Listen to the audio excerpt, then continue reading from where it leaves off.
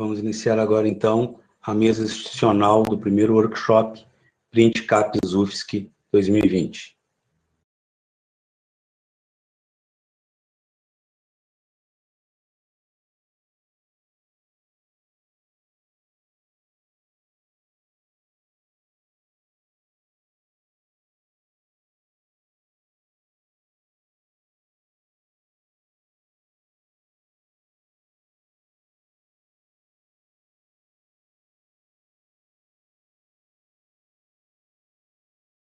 Convido os participantes da mesa a abrirem suas câmeras e microfones. Teremos a mediação do professor Hugo. Boa tarde. Eu faço a primeira apresentação da mesa, mas a professora Cristiana que vai mediar a mesa, né, professor?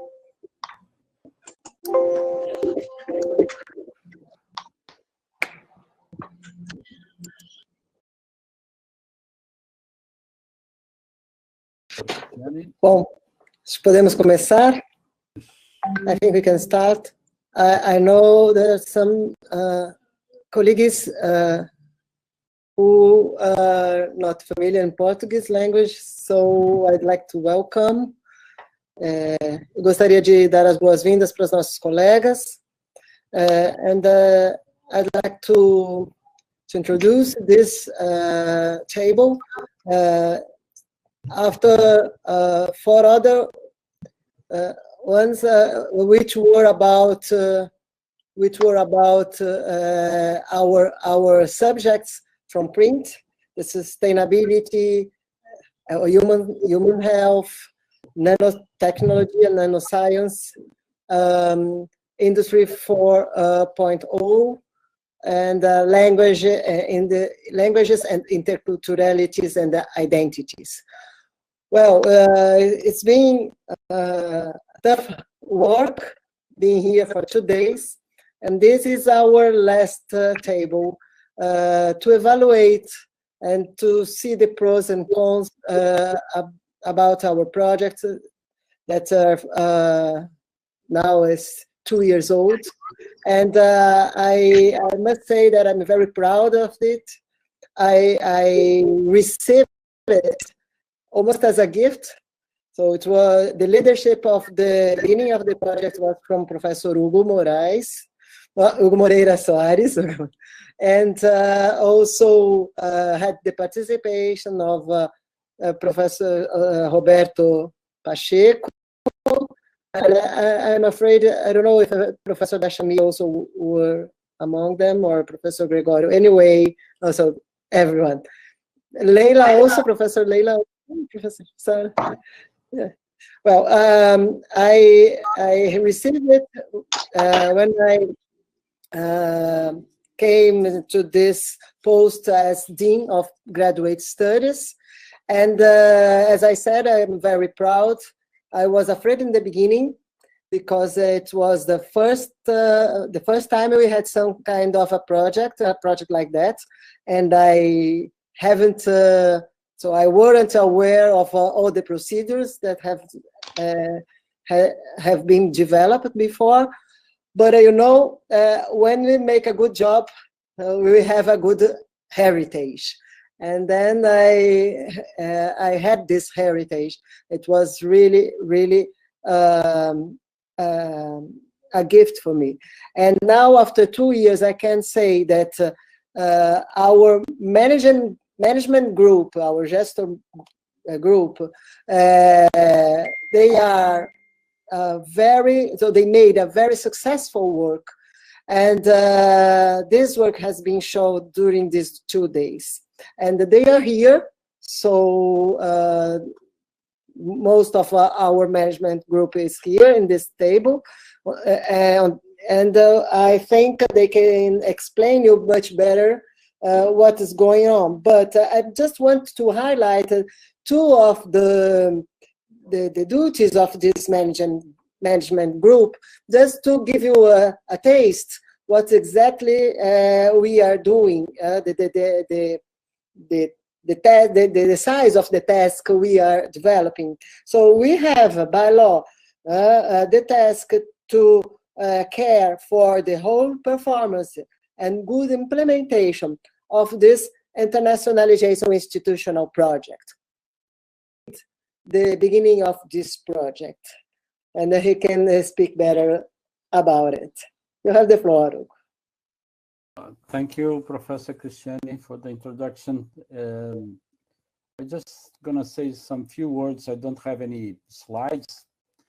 And I think it's a good beginning of this roundtable to make a little historic of how we came up to this project. And well, I wrote down what I have to say, so I'll read it, okay? But, okay. So we are debating about our future, the UFSC Future Internationalization Program. It's important to point out that promises that drove us to this moment, which are today. At the end of 2017, CAPES launched the PRINT call, posing a major challenge for the Brazilian universities. Managing the resources to be invested in each institution to promote internationalization action. To this end, we should identify the university vocations, translate it into themes, and make a 4-year investment plan to develop internationalization activities in the various types of scholarships and actions previously administered by CAPES. So it came all to us to decide what to do and how invest the money to internationalize better UFSC. Well, the biggest challenge was not having parameters to follow to conduct and organize this process. We didn't have any things to watch.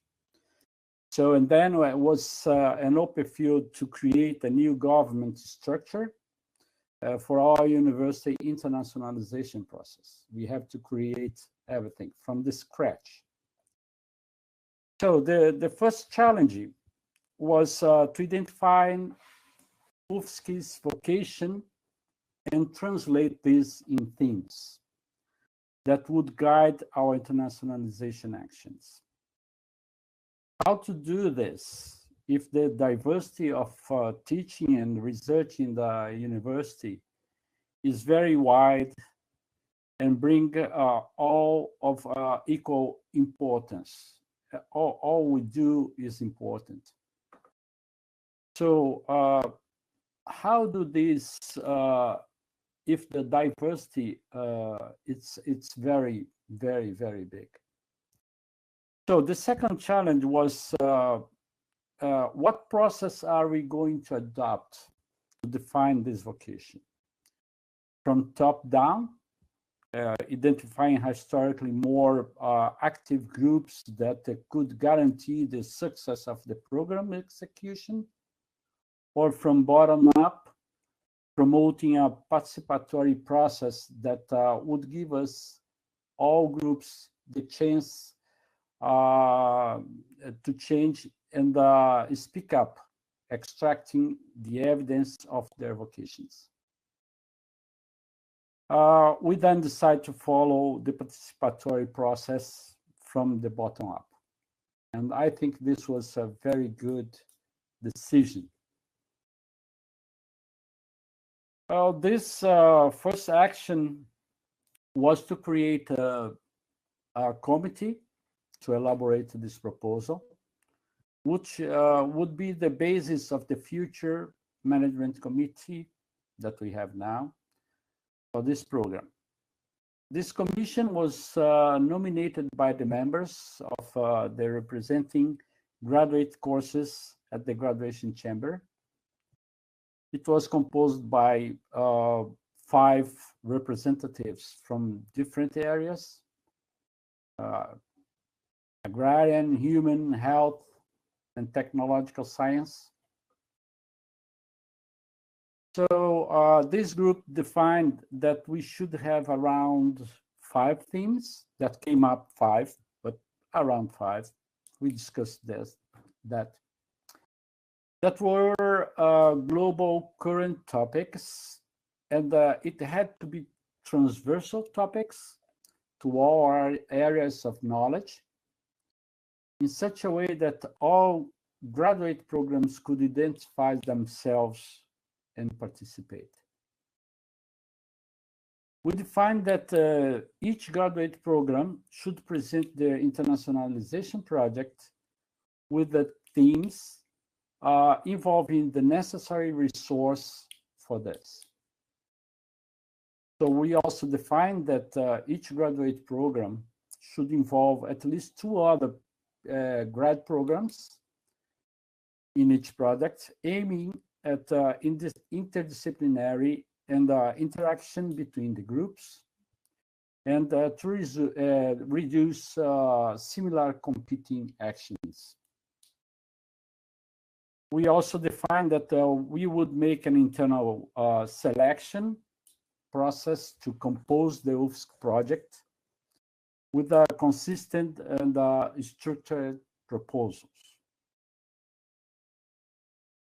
Okay, to start breaking down the barriers, we promote a dialogue between these various grad programs. We decide to hold 5 workshops, 1 on each theme, where the programs presented their capacity and project ideas. And this was a very, very, very grateful time where we could have a big picture of what is being done at UFSC. That never have been happened before. Very nice. I like it very much, very much. When CAPES launched the print call, we were in a troubled situation and experiencing many uncertainties. This was an intense and fruitful process where it involved entire the university, giving us energy, hope to build up a better future. During the execution of the first year of the program, we faced several challenges. As the program was a new program to CAPES, during this period, there were several changes. Maybe every month or 2 months, we had a change on the goals and how to conduct this. And each change, we had to adjust on how to conduct the project.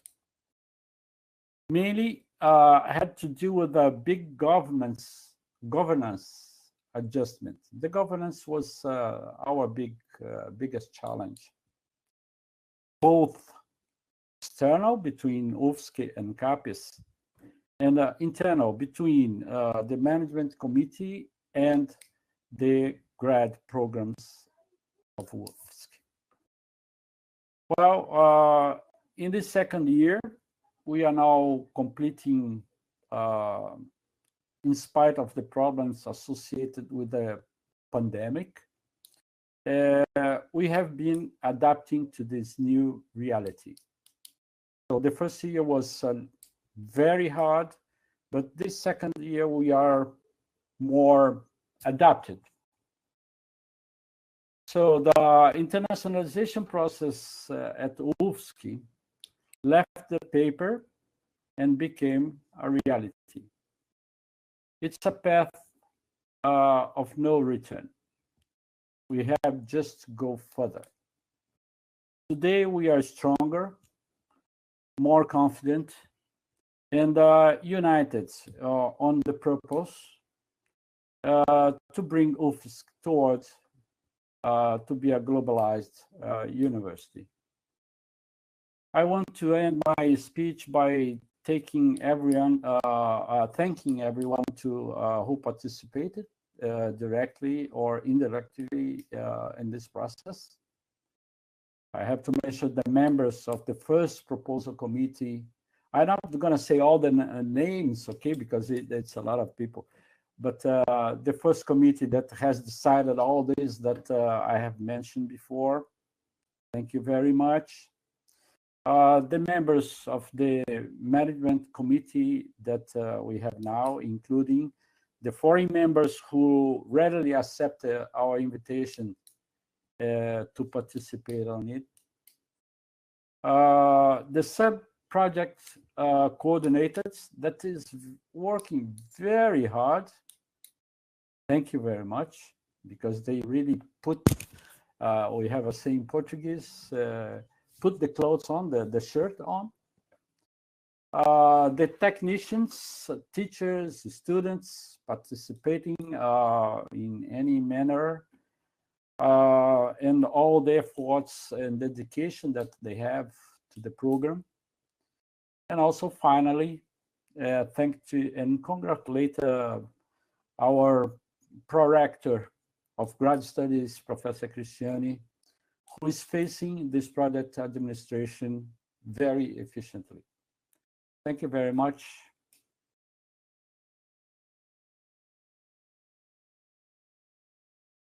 Thank you, Professor Hugo. So I'd like to welcome Professor Roberto Carlos Santos Pacheco, who also take part since the beginning of this project. As Professor Hugo said, a step of no return. So we are on this path of internationalization, and we are going to go forward and moving on. So you have the floor, Professor Roberto. Thank you, Professor Cristina. Oh, first of all, Cristina, I'd like to thank everyone in the room, Professor Hugo, who has led us in the first phases. Very good to see again Professor Dashamir, that was in the first group with us, Professor Leila, Jussara, Professor Gregorio, Professor Barbara, and Professor Enzo. Well, I have a presentation, so I have to share here my screen. See, since you're going to see that I couldn't do it without it. In my 10 minutes, right? 10 minutes we have here, okay. Are you seeing my screen? Yes. Is there? Yes, is there. Okay. Okay, my talk was about the findings and challenges that we had in this steering committee during this time, and in order to do that, I brought 3 points to present here. First, Professor Hugo has already told the history and where we come to the PRINT governance. It's a program that is national but has an institutional governance. It's a unique, I think, instrument at the graduate program in Brazil.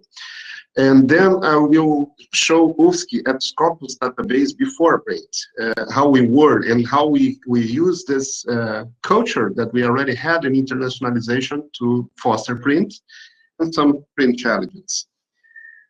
Well, PRINT governance is a multi-layer program, as I said. At the federal level, I would say that CAPES has this challenge, how to make Brazilian graduate programs internationals.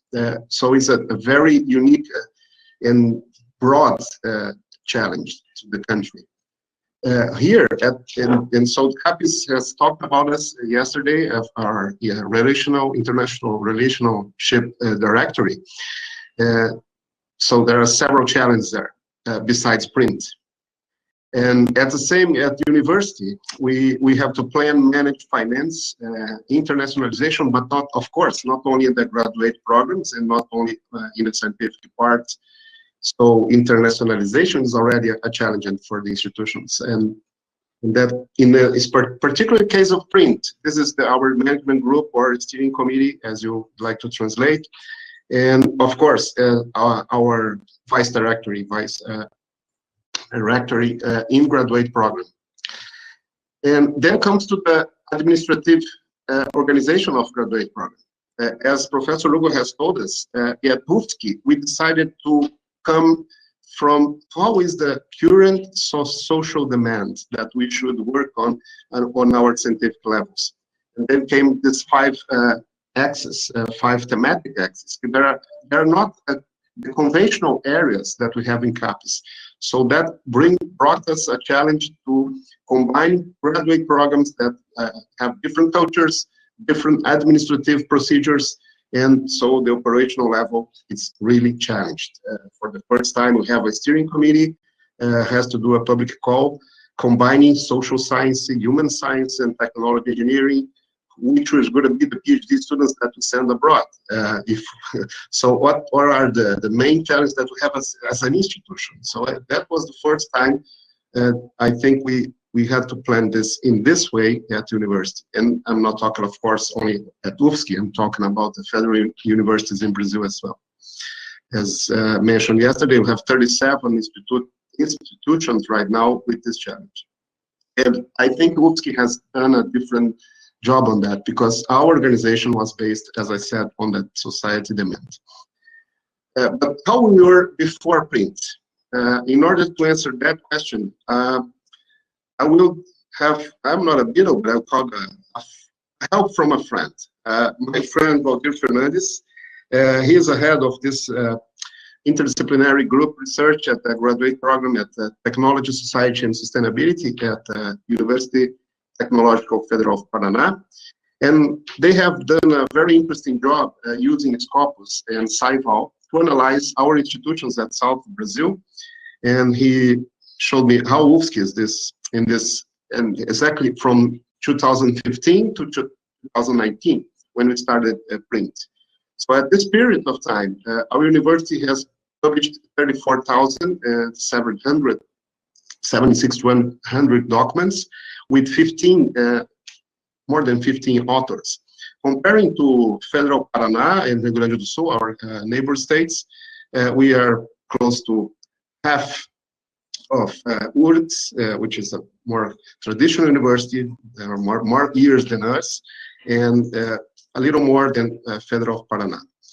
Well, these documents and authors, we have, in 2019, UFSC has published only Scopus, only this database, 3,000 documents per year. And how these documents are distributed in terms of knowledge. And that comes another strength from our university is really distributed in almost all areas. But of course, our traditional engineering, 12%, and then medicine, 9%, agriculture and biological science, 8%, and then comes with 6, and it's around 6%. We have computer science, physical and astronomy, chemistry, biochemistry, and material science.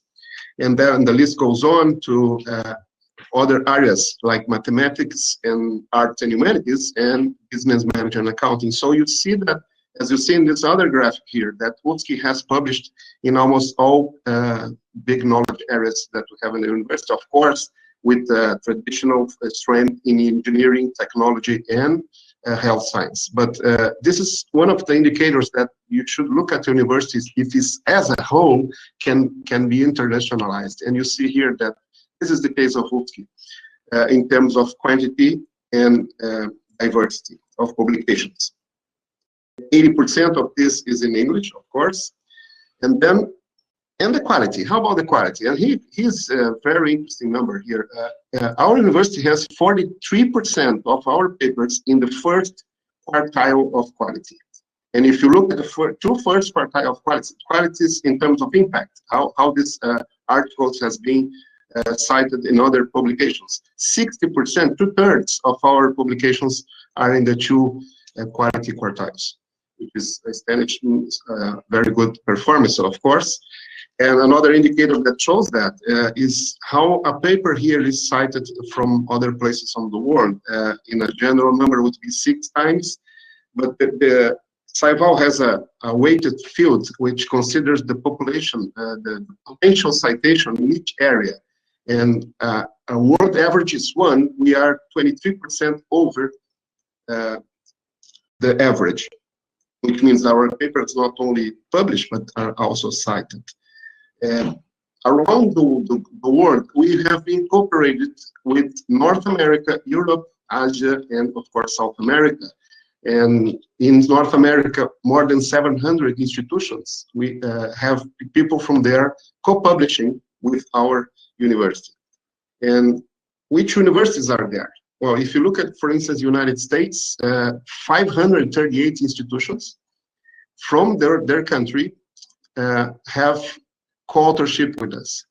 And that also can be explained from our students that have already concluded here and live abroad, and of course, mainly from our partnership, current partnership with research groups abroad.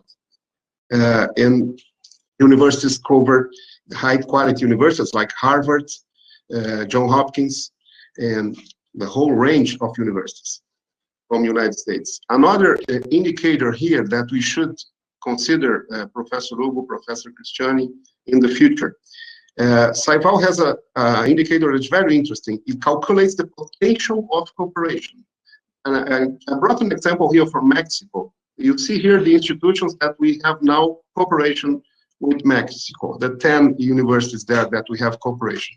What the indicator does is this: it takes the whole content and compare with your content.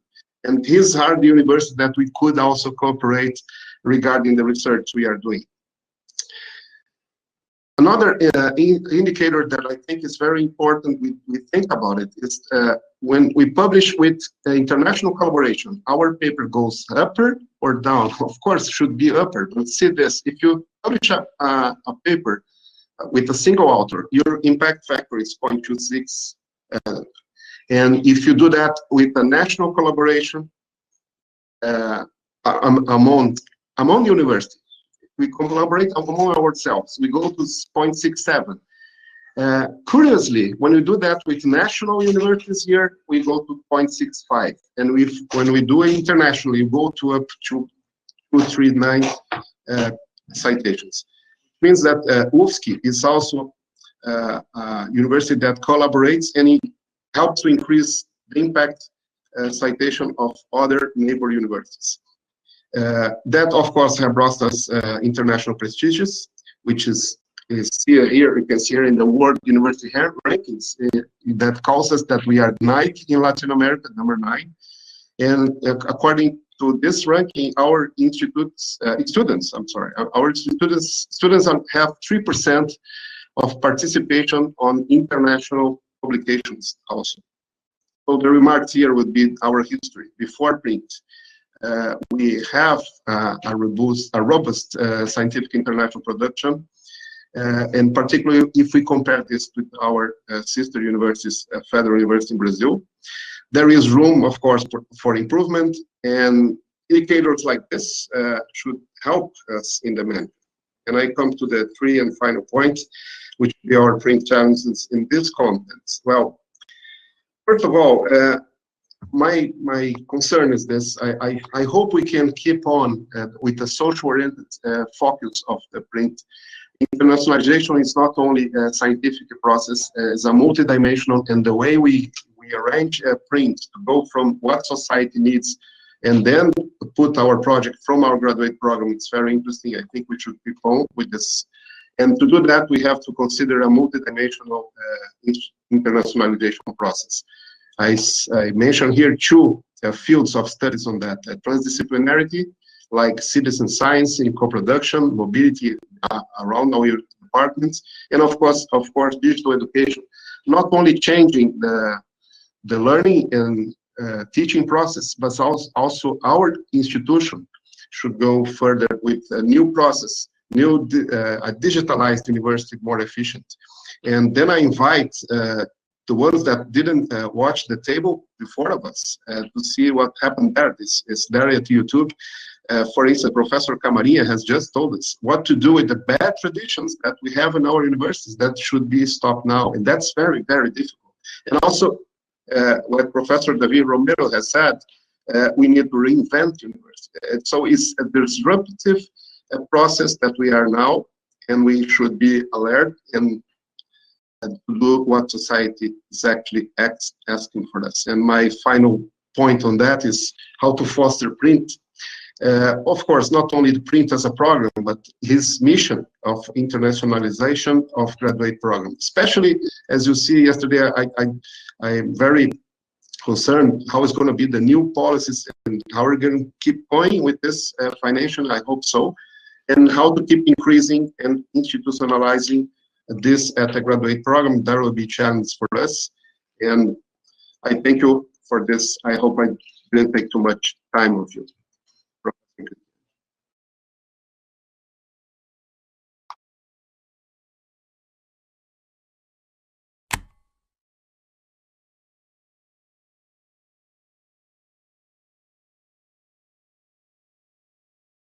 I think your microphone, Professor, is off.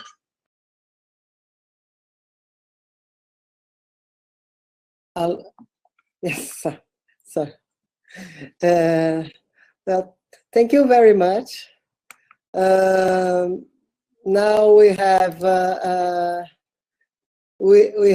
Professor Gregorio Jean Varvax Rodos, who is going to speak for us about the project. You have the floor, Professor. Good afternoon to everyone. And I'm thanking to my friends, my colleagues from the first group, which is the language, interculturality, and identities. They give me this challenge to present what are the possibilities and the obstacles, I would say challenges and consequences of the print program for our group. I would say that we are around 13 programs going from the philosophy school to the engineering school. We have disciplinary programs, we have interdisciplinary programs, and we have some multidisciplinary programs. So we have a nice range of graduate programs. And let's put some of the things which come out and also my experience. I would say that the possibilities, they are tremendous. You know, this print program has increased significantly the possibilities for the different graduate programs and for different academic in these programs, especially for the new ones. Okay, so we have opened a door. You know, the problem is this door going to keep open? Are we going to be able to explore the most of this openness? You know, and this is a challenge. This is a real challenge for us, you know, because what we have realized is that those academics which have a good international connections and which have a good work with other schools, they are taking, I would say, the best results from this project. The thing is how to pull or to push the other academic, the young ones, and the ones which don't have international connections to embrace this program and to participate actively in this program and to be able to make international connections. One of the good possibilities that we have with the print is that we can, in some aspects, I would say freely, you know, send our academic to universities abroad for a short period. When I mean short period is 1 week, 2 weeks, you know, from 1 week to 2 weeks, you know, and then they can meet, you know, some colleagues there. They can manage to try to increase their international connection, you know, and to discover new spaces for developing research. This, I would say, that is a very good possibility that PRINT, the project, brought to us, to the academic. You know, but the challenge is: are they going to take the most of this opportunity? The second is that we can plan. You know, we can have a kind of prediction who and when or where we are going to send our students. You know, so this is a good thing. You know, but we have a challenge as well inside the graduate programs, which is to bring the colleagues to participate to PRINT, because the way that we design PRINT, which I consider was a very good decision and a very nice project, makes some of our colleagues to think that they are not part of this project. These projects are or belong or are of those guys who wrote the project or are the manager of the project. So this is a challenge to bring them to participate to the project, to go abroad, to develop connections, to develop international connections, to increase the possibilities to develop good research. One thing which is all my colleagues have complained is about the paperwork. We have a very, I would say, very, very bad paperwork, an enormous paperwork. And this is a burden for the, I would say, the coordinators of the programs. You know? And that is one thing which some of us have realized, other not. They haven't realized yet, which I would say is the juridic and financial guarantees, because rules are changing during this project and maybe after this project, and they go backwards. So some actions that we are taking now, which are legal or we are right, they in the future they can be challenged, saying, okay, we change the rules, and so, and then we have to explain, and we have to write reports and another reports and another reports. Now, this is something which is, I would say, in some aspects, what my colleagues more complain about. You know, it's the things that is a pain for us. This is a big pain, you know, and despite the fact that some of them have some technical support from the staff of the university, most of them, they don't have. So what are the consequences? I would say that the main consequence, and I hope that this really becomes a reality, that in some of the programs, some of the graduate courses, which didn't have strong international connections, that they keep the international connections that they are developing or they are going to develop during this program.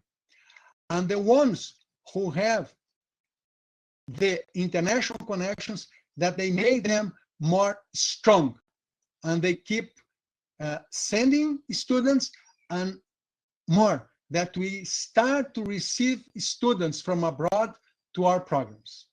This is a big challenge for us, because this is a real internationalization.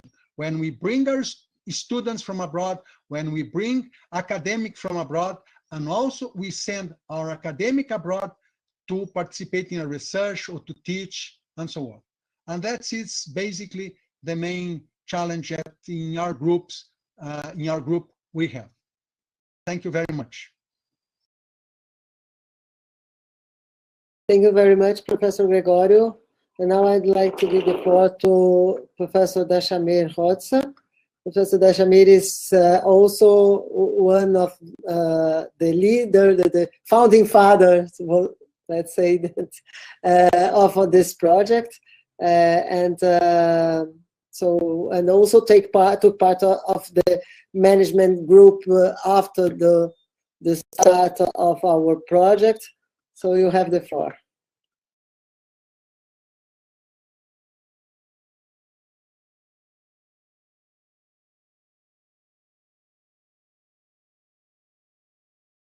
Não te escutamos, Dashamir.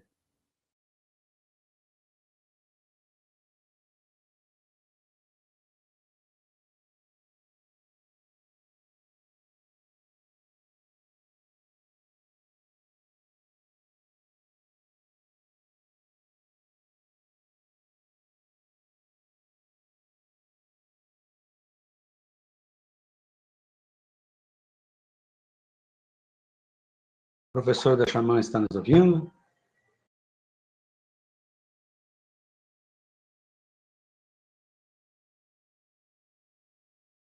Seu microfone para nós não aparece.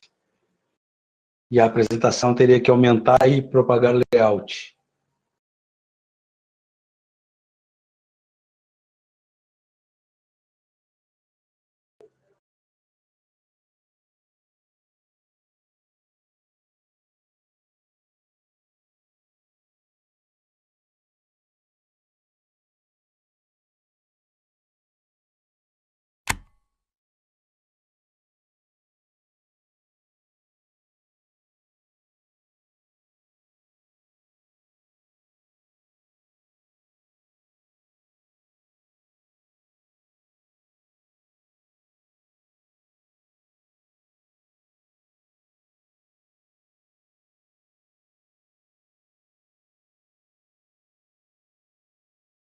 Só um instante que o professor está fazendo a troca do microfone e continuaremos com as atividades de hoje em breve.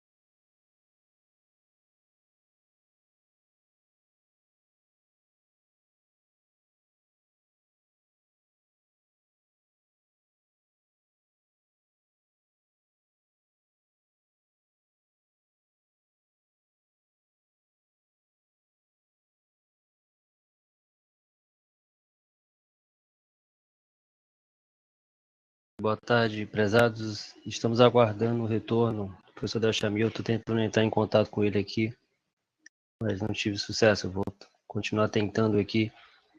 Em breve já retornaremos, tá bom? Desculpas aí pelo imprevisto, né?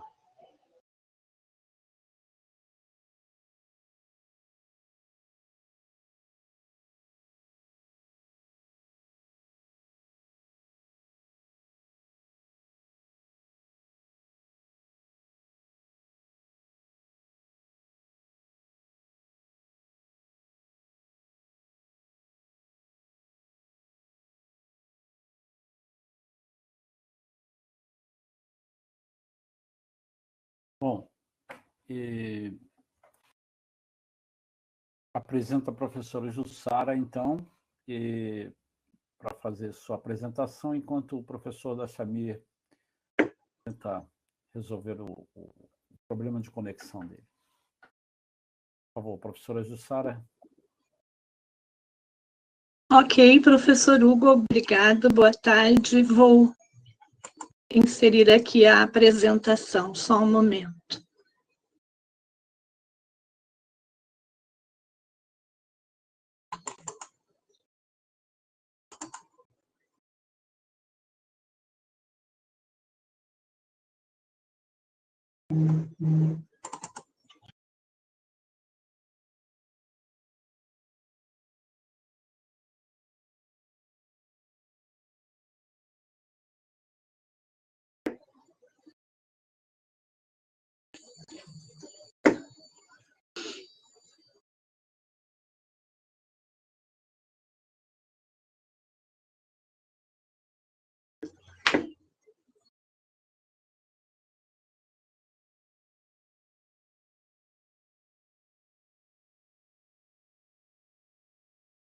Eu estou representando a área temática de saúde humana, onde participam 6 subprojetos na nossa área, envolvendo os programas de pós-graduação em enfermagem, saúde coletiva, educação física, engenharia de alimentos, bioquímica, farmácia, assistência farmacêutica. A reflexão que nós fizemos foi sobre o futuro da internacionalização, focado mais para as questões da área da saúde, que é a área de desenvolvimento do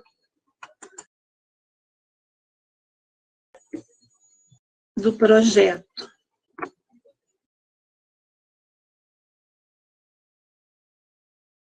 Deixa eu ver como é que ele passa aqui.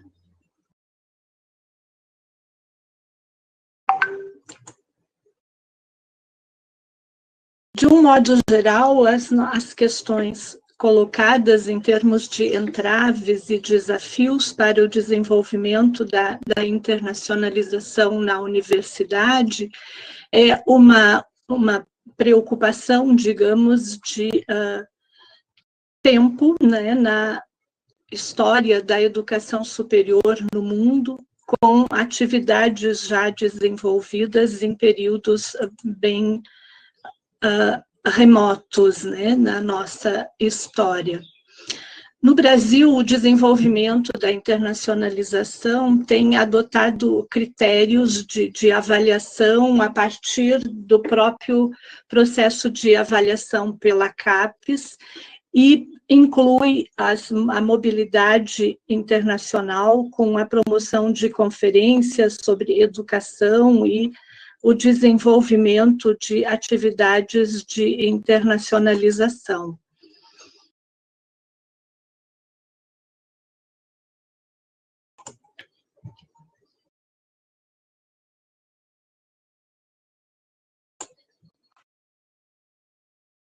Dentre as tendências atuais, nós temos observado a importância das práticas de uma educação transnacional a partir, principalmente, da vivência agora, no período da pandemia de Covid-19, nós temos tido a possibilidade de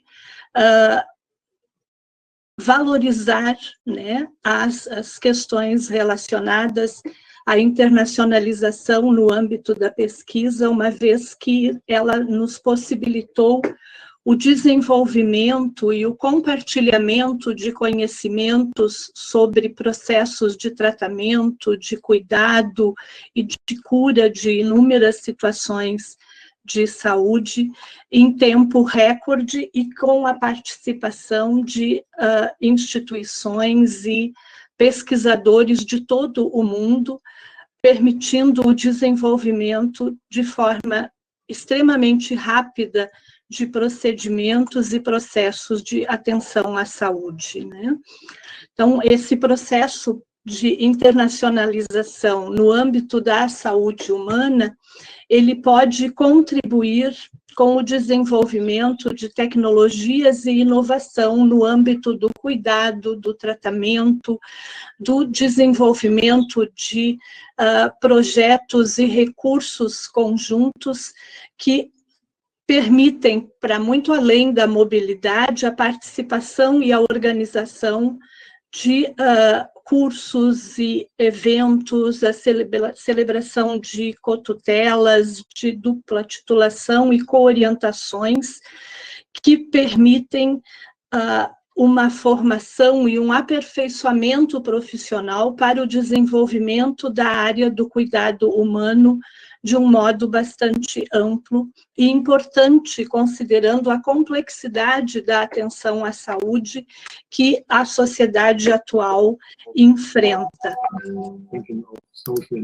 Excuse me, professor Jussara. Oi. Oi, está passando a sua versão em português. Eu gostaria que a senhora parasse um pouco para poder nos colocar a sua versão em inglês.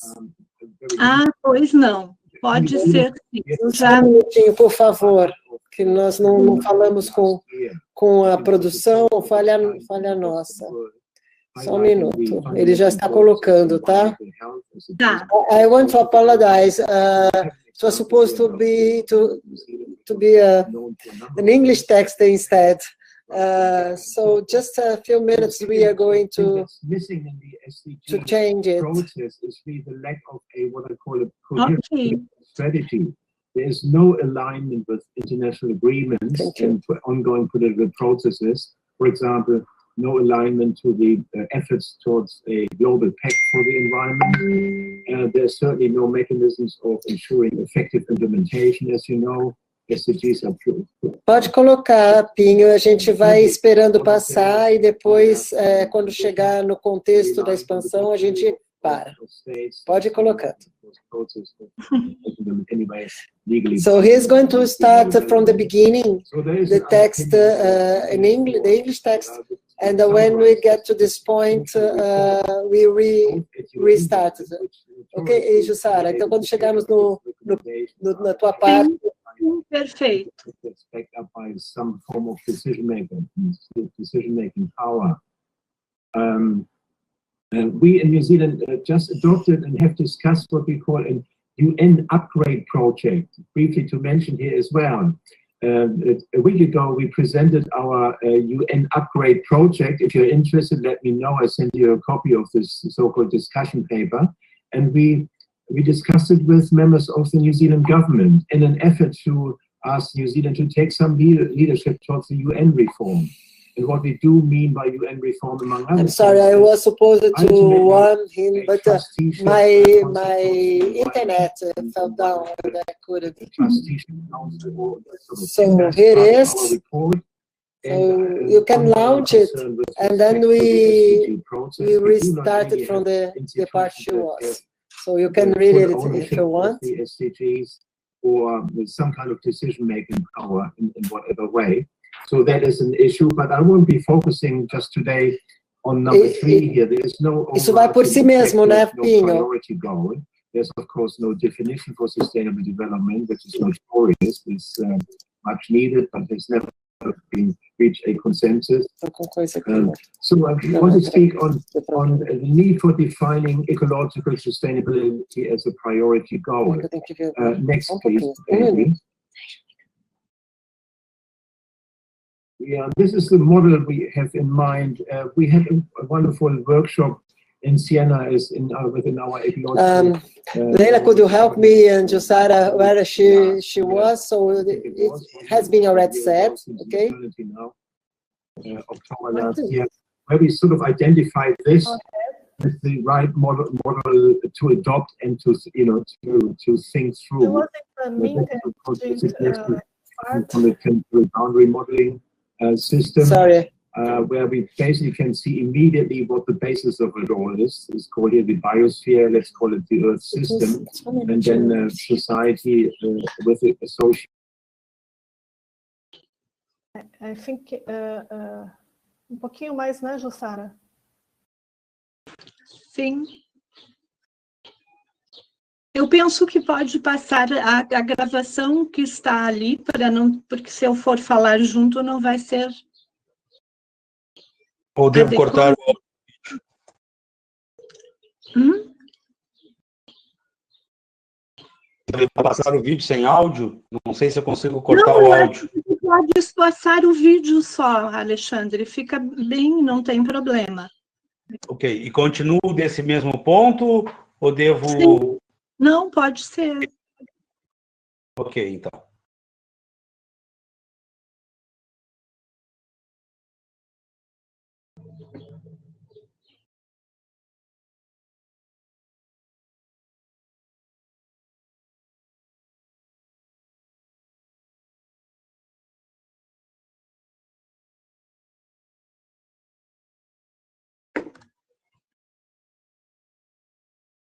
Estou tentando recarregar o vídeo. Ele está parado. Ficou sem som.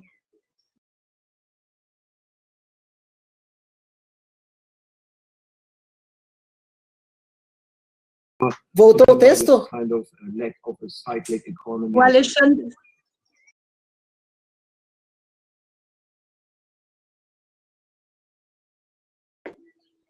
Estou tentando voltar.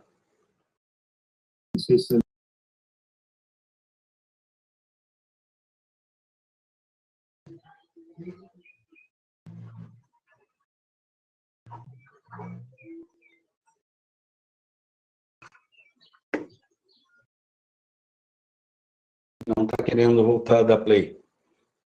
Só desde o início. Então, coloque.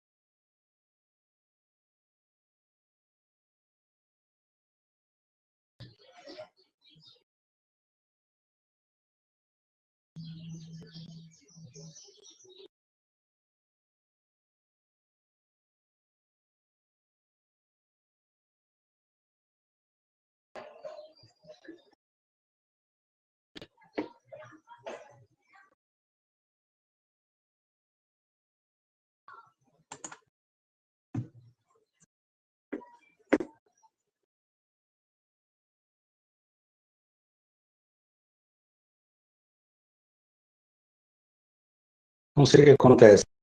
Parece que está rodando, mas não sai som. Alexandre, não tem som, tentar... é só um letreiro. Agora é só passar isso em frente para ela poder continuar falando. É por isso que não tem som. Tem os trechos com som, outros sem. Vou deixar, então, em 3 minutos, que é onde a gente parou. Para mim, está sem som. Não tem som, não é para ter som. E da onde entra esse som?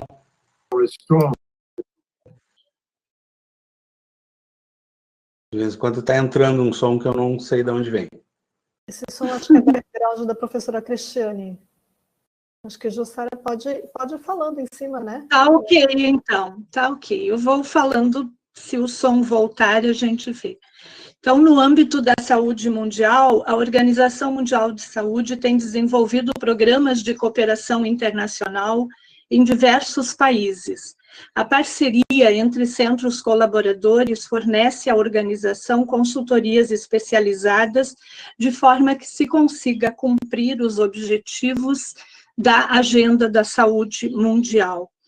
Nesse sentido, a internacionalização mostra-se como um elemento de consolidação para a área, na medida em que são viabilizadas políticas de atuação em rede, formação de redes inovadoras de pesquisa e de pós-graduação, tanto regionais quanto nacionais e internacionais, estimulando a cooperação entre pesquisadores, diminuindo desigualdades regionais na oferta e no desempenho dos sistemas de saúde dos países envolvidos. Estudos recentemente divulgados têm apontado o desafio da ciência da saúde no sentido de dar conta da necessidade de formar doutores com habilidades de pesquisadores que se equiparem aos dos melhores centros de pesquisas internacionais e sejam capazes de trabalhar em parcerias com estudiosos, tanto nacionais quanto internacionais. A internacionalização na área da saúde torna-se, portanto, relevante por incentivar medidas de solidariedade e de apoio ao incremento da pesquisa por meio da criação e fortalecimento de linhas e grupos de pesquisa com cursos de pós-graduação em prol de uma sociedade com possibilidades de desenvolvimento de protocolos de promoção da saúde, tratamento e reabilitação de agravos, além de possibilitar que as ações de atenção à saúde sejam realizadas por profissionais melhor qualificados. Assim, a internacionalização da universidade, quando projetada em prol do desenvolvimento acadêmico, da colaboração interinstitucional e guiada pelo referencial da educação crítica e emancipatória, pode contribuir para o desenvolvimento de uma ciência que se empenhe para o bem da humanidade. A internacionalização também pode contribuir para a saúde humana utilizando seus recursos e suas potencialidades, tanto no ensino quanto na pesquisa e na extensão, fundamentadas sobre o referencial de que precisamos pensar nos processos educativos não como mera reprodução do conhecimento, transmissão de informações, mas como um processo de emancipação dos sujeitos envolvidos, profissionais e usuários. Num contexto em que o conteúdo científico produzido por pesquisadores em diferentes lugares do mundo é imediatamente disponibilizado para grandes parcelas da população acadêmica, ampliam-se os locais onde obter as informações e conhecimentos necessários para a tomada de decisões clínicas e populacionais mais efetivas e rápidas. A próxima geração de pesquisadores capazes de extrair, sintetizar e aplicar o conhecimento já está requisitando a formação de redes de pesquisas com foco na qualidade da produção científica. Na atual conjuntura brasileira, cada vez mais esse processo de internacionalização do conhecimento tem sido financiado pelos próprios pesquisadores, com custos cada vez mais difíceis de serem suportados por indivíduos ou por pequenos grupos de investigações acadêmicas. Desse modo, a internacionalização de nossas universidades torna-se um desafio permanente, no sentido de promover, sobretudo, uma expansão qualitativa do corpo de pesquisadores, enfatizando a mobilidade internacional de docentes e discentes e a produção científica de qualidade e impacto na realidade social. As dificuldades para implementar esse processo incluem aspectos como a seleção de projetos vinculados às demandas contemporâneas e internacionais e integrados aos desafios da área da saúde, superar as restrições do idioma, encontrando formas de vencer a escassez de recursos e a falta de validação externa do que produzimos. Dentre as estratégias para superar os desafios contemporâneos da internacionalização, recomenda-se parcerias mais efetivas entre os pesquisadores nacionais e internacionais. Empenho em aprofundar a análise e a discussão dos resultados das pesquisas, assim como explicitar as implicações destes resultados nas diferentes conjunturas, de modo que nossos produtos sejam mais atrativos e pertinentes internacionalmente. As estratégias que podem auxiliar na superação destes desafios incluem o incremento da comunicação pessoa a pessoa, maiores investimentos na infraestrutura e profissionalização do trabalho, realizado pelos pesquisadores e suas equipes técnicas, incluindo a capacitação e valorização num processo de retroalimentação permanente. O incremento e a valorização da participação de estudantes de todos os níveis em projetos de pesquisa e extensão, o incentivo e a prática do consumo da leitura científica sem limite de idiomas desde o início da formação acadêmica, a adoção de políticas que dinamizem as oportunidades de intercâmbios internacionais pelas instituições de ensino superior, são outras possibilidades ou necessidades para que consigamos desenvolver efetivamente as ações de internacionalização. O PRINT certamente é uma possibilidade de minimizar estes desafios, contribuindo para a construção, implementação e consolidação de planos estratégicos de internacionalização das universidades brasileiras, estimulando a formação de redes de pesquisas internacionais com vistas a aprimorar a qualidade da produção acadêmica. Por último, mas não menos importante, destaca-se que a internacionalização precisa ser compreendida como um objetivo na universidade como um todo, e não apenas como um simples intercâmbio de estudantes e docentes com o exterior. Assim, as ações acadêmicas envolvendo as atividades fim da universidade, ensino, pesquisa e extensão, são tão importantes quanto as ações de gestão, que dão suporte e são o meio para as atividades de internacionalização acontecerem. Se faz necessário que os gestores estejam também comprometidos com a internacionalização das instituições, visto que são eles que precisam difundir em todos os níveis e atividades da universidade e de forma abrangente as estratégias de ampliação e fortalecimento das relações exteriores por meio de cooperações estratégicas.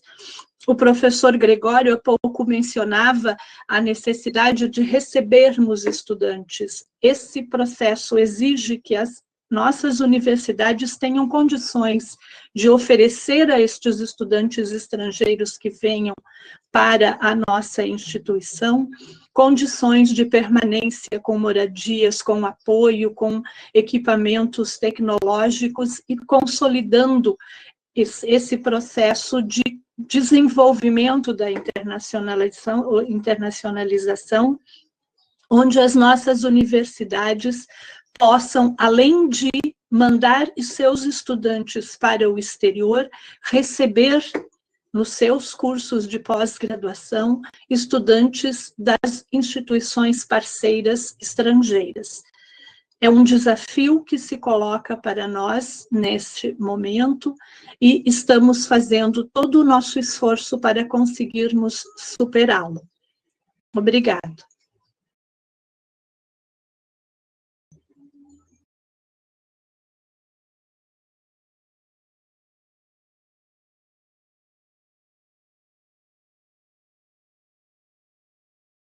Acho que a professora Cristiane passou para mim a coordenação, então vamos dar continuidade. Professor Dachamir.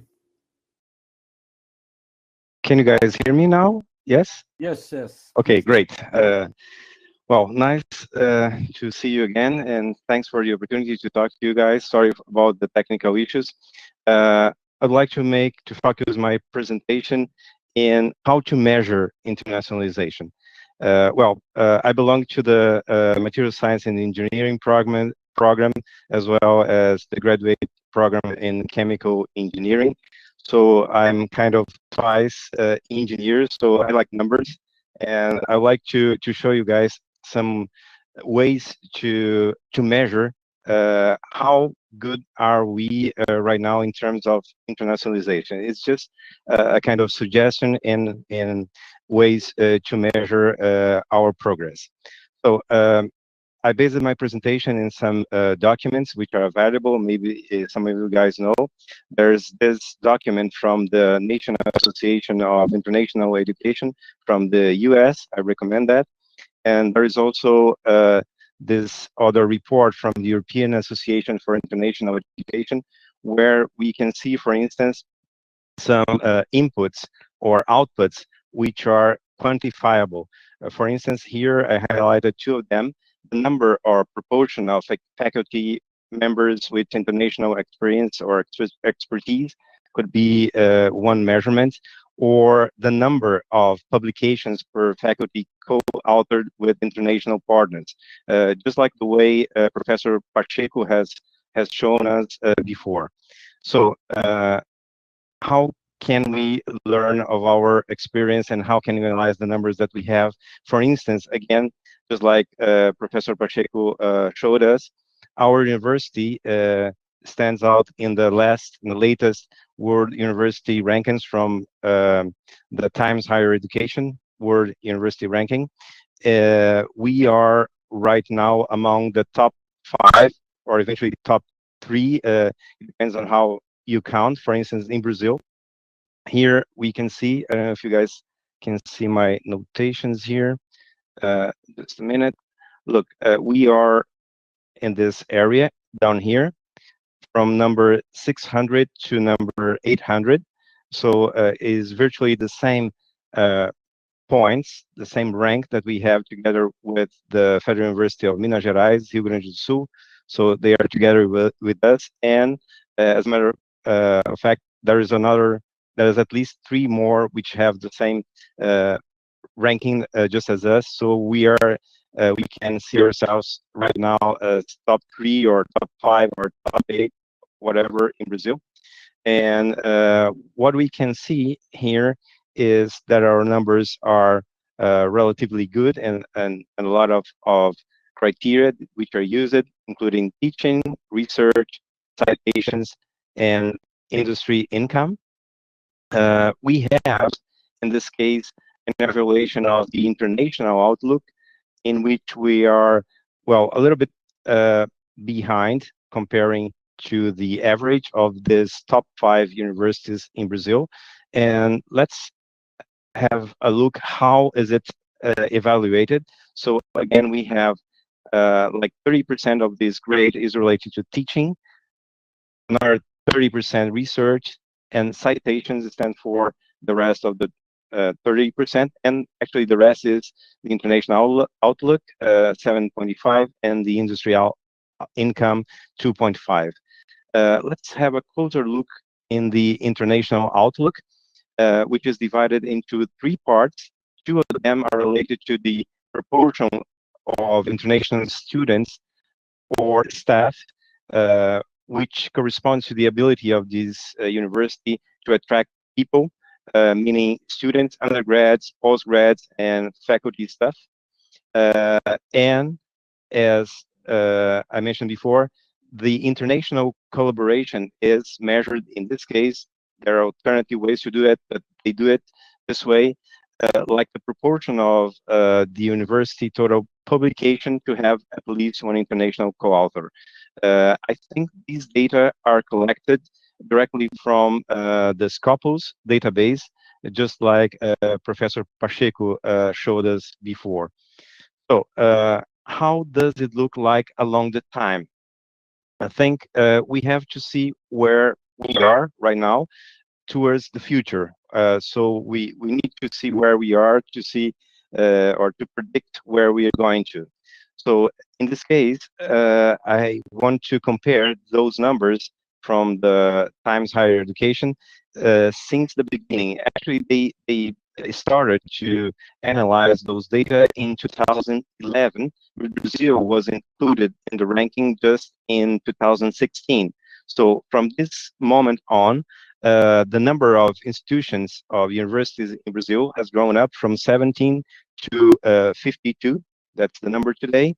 And the ranking of our university, UFSC in Brazil, has varied from 10 and then down to 16. In the last 2 years, that's good news, we are the top, under the top 5 in Brazil, just like I showed before. So this corresponds in the world. In the beginning, we were like between 600 and 800, and then we got a little bit down during this period, 2018 and 19, and finally we got back to the same ranking area. So this is the corresponding overall grades, and the numbers, the historical numbers related to teaching are have a trend to increase from 26 to 29. This is not the topic, but that's a positive issue. Research is practically the same, but with a slight trend to increase. And then I would like to emphasize that the number of citations increased from 14 to 56 in the last year. Actually in the last 2 years, this increased a lot. And I think that's eventually not a coincidence. It's practically the time that we started to adapt or to develop the CAPES print at UFSC. I think it could be accounted as a good result from that point on. The industry income, which is here, has varied a lot. Actually, it has like a top in 2017, and then it went back to 42.2 in the last evaluation. But the focus here is this internationalization. So the good news is we are improving. And that's a very clear trend from 21 at the very beginning. At every year that we have been evaluating, there is an increase in this international outlook. So it recalls, at least in this case, the criteria that are being used by the Times Higher Education related to the amount of international students, and I think mainly the international collaboration in terms of publications. So this is good news. But here we are basically comparing ourselves to ourselves. So that's our improvement.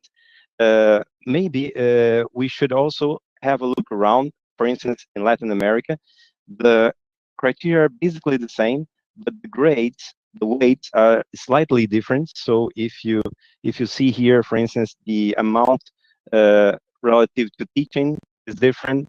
There used to be, I think, 30, 30, 30. Here's 36, 34, and 20 for research and citations, respectively. But the international outlook and the industry income are about the same, exactly the same. So 7.85 is the measure or the weight of the international outlook, and the proportion, the internal proportion of this criteria in this point are exactly the same. So it's fair to compare us with our companion universities in Latin America. In this area, the University of Chile, the Pontifical Catholic University of Chile, PUC Chile, is the #1. The first two in Brazil are USP in São Paulo and Unicamp in Campinas, and we stand out as number 9, as Professor Pacheco also showed before, in Latin America. So again, that should be and is in fact very good news. We have numbers which are comparable in terms of overall evaluation. And citations, we stand for instance, better than the Brazilian universities in this subject. Industry income is not so good. It could be improved, as well as research for some reason. And teaching is very good. I will show you later on, which is our classification. So what interests us here in particular is this is not so good news. The international outlook, in comparing, for instance, with the number 1 in Latin America, which is PUC Chile, is about a half. So here a summary, and that's my last slide. We are definitely in the top 20 Latin American universities, considering any of these criteria, but international outlook. So we are number 9 in the overall grade, number 7 in teaching, 18 in citations, 19 in industry income, and number 20 in research. But only according to the same criteria that are used for the whole universities, the whole group of universities in the world, we are just number 81 in Latin America out of 166. I think this is a kind of red light, or at least yellow light. That's a warning that there's still, we're improving comparing to ourselves and eventually to the most of our universities in Brazil and in Latin America. But these universities are still ranking better in relation to those criteria. So I would like to put this in discussion and collaborate for and somehow for us to improve also in this part of the evaluation of maybe of the most famous ranking of universities that we have so far. So I finish here my presentation. Thanks so much for your attention, and I think we might have some space at the end for some discussion. Thanks so much. Thank you, Professor Dashamir. I think your presentation was very clear. So let's clarify the status we have, and also that we are taking the right path to internationalization. I want to see your presentation next year, because I trust we are going to be better than we were this year. So I'd like to give the floor to one of our international members from the management group, Professor Pedro Álvares. Professor Pedro Álvares is from George R. Brown. Is the George R. Brown Professor of Civil and Environmental Engineering at Rice University, where he also serves as founding director of the NSF Engineering Research Center on Nanotechnology Enabled Water Treatment, where UFSC participates on it. Professor Álvares received the B. Engineering degree in Civil Engineering from McGill University and MS and PhD degrees in Environmental Engineering from the University of Michigan. He has won many prizes, but it has to be highlighted the Clark Prize, that is widely known as the American Nobel Prize for Water. Also, his induction to NAE with about 1 in 7 engineers get inducted. Well, Professor Álvares, I am very happy to welcome you here, And also, I'm very happy to be introduced to you. So it's really an honor to have you among us, and give you the floor to your presentation. Thank you, Cristiane. I hope you can hear me. The pleasure and the honor is mine. I have been a long friend of UFSC, and I am very happy to be a part of your International Steering Committee and have an opportunity to share personal experiences and suggestions to build strong collaborations. Maybe Alexandre can load up my slides, but in the meantime, let me say that I have been interested in international collaboration since I was a very young assistant professor. First, because it is important to prepare students for an increasingly global workplace. And secondly, because international collaboration in my field, which is environmental science and engineering, is vital to have a healthy environment, a healthy economy, and a healthy society. In other words, it is essential for the triple bottom line or sustainable development. Can I have those slides, Hugo? When they show up the slides, because I don't want to delay you. I know you're... I'm asking Alexandre to load up your slides. Yeah. Let me continue, and then the slides will catch up. And, yeah? Pedro... Os slides foram enviados como? Que eu não identifiquei. Well, he has only the video, not the slides. I sent him the diapositivos too, but I will. Do you want me to try again? Well, you want me to share? You have it with you? Can you upload it, or you need us to upload it? I don't know how to upload with this software. Oh.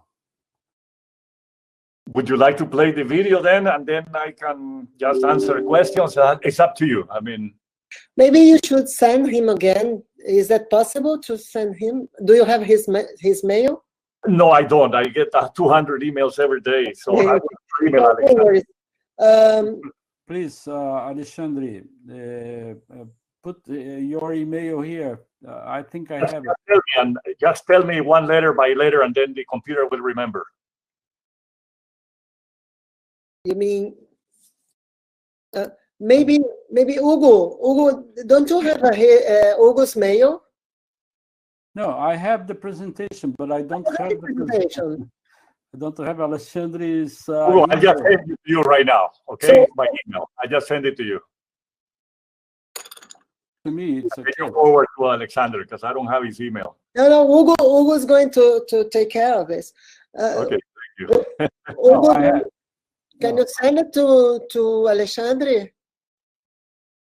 Alexandre, por favor, bota... Oi, então escuta. Eu não tenho acesso aos arquivos que são subidos ao sistema. Ah, então eu para o Hugo, então.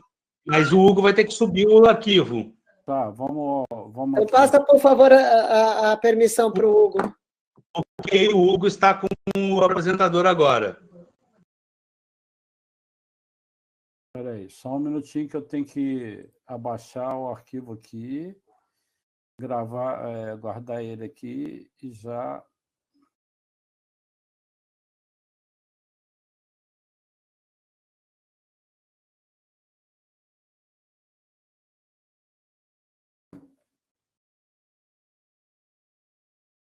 Eu posso compartilhar a tela, né?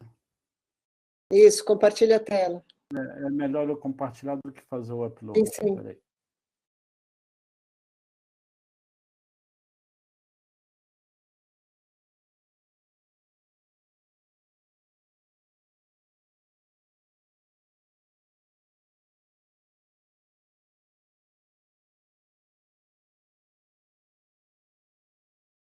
Onde está a apresentação?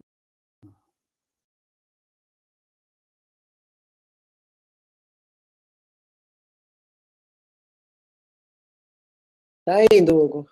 Tá indo bem. Vou chegar lá.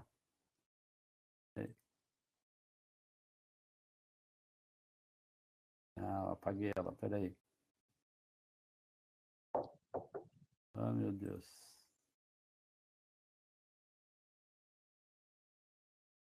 Isso.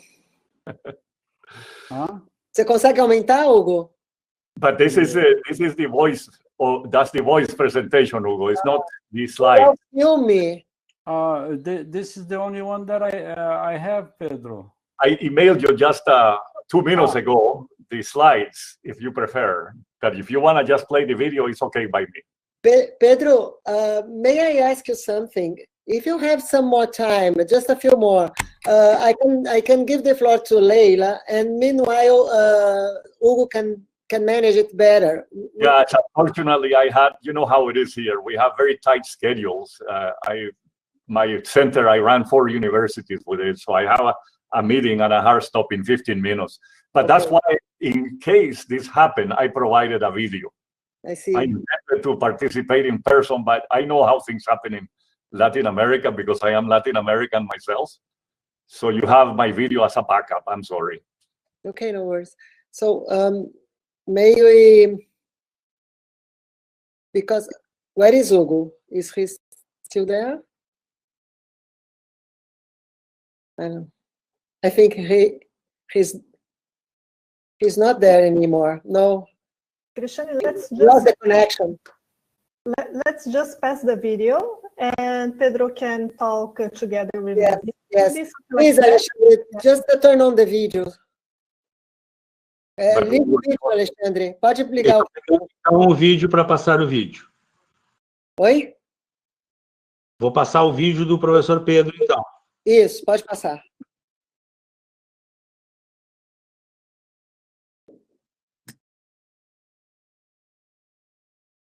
Iniciando.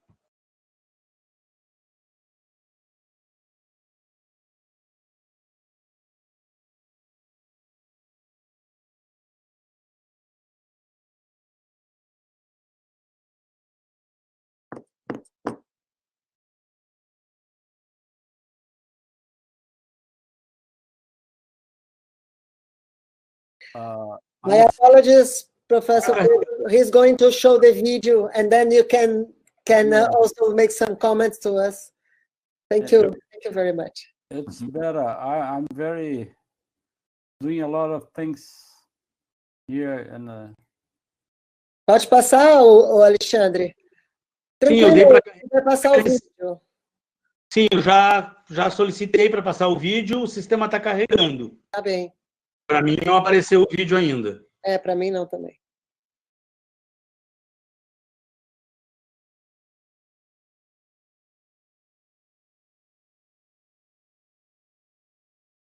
Eu já passei outras vezes do Vimeo, mas dessa vez está demorando para carregar do Vimeo.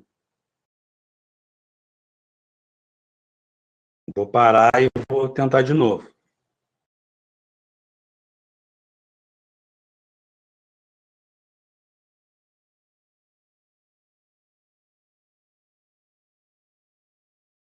Carregando novamente. Maybe we can start with Professor Pedro saying something to us, and after we stop and watch the video you sent. What if you start talking to us? Yes. Than the video. Yeah. All right. So my first recommendation, let me give you the bottom line, is that I think you should consider the United Nations Sustainable Development Goals as an inclusive umbrella, as a platform for international collaboration. And this makes sense not only because of the growing needs for action in this domain, but also because it offers great opportunities for leverage, for funding, for example, from governments, from philanthropic foundations, from trade and industrial organizations. I think that we should and take a leadership role in helping achieve the Sustainable Development Goals through enhanced and sustained collaboration in science and technology. And I also wanted to share with you some lessons that I have learned over decades of doing international work.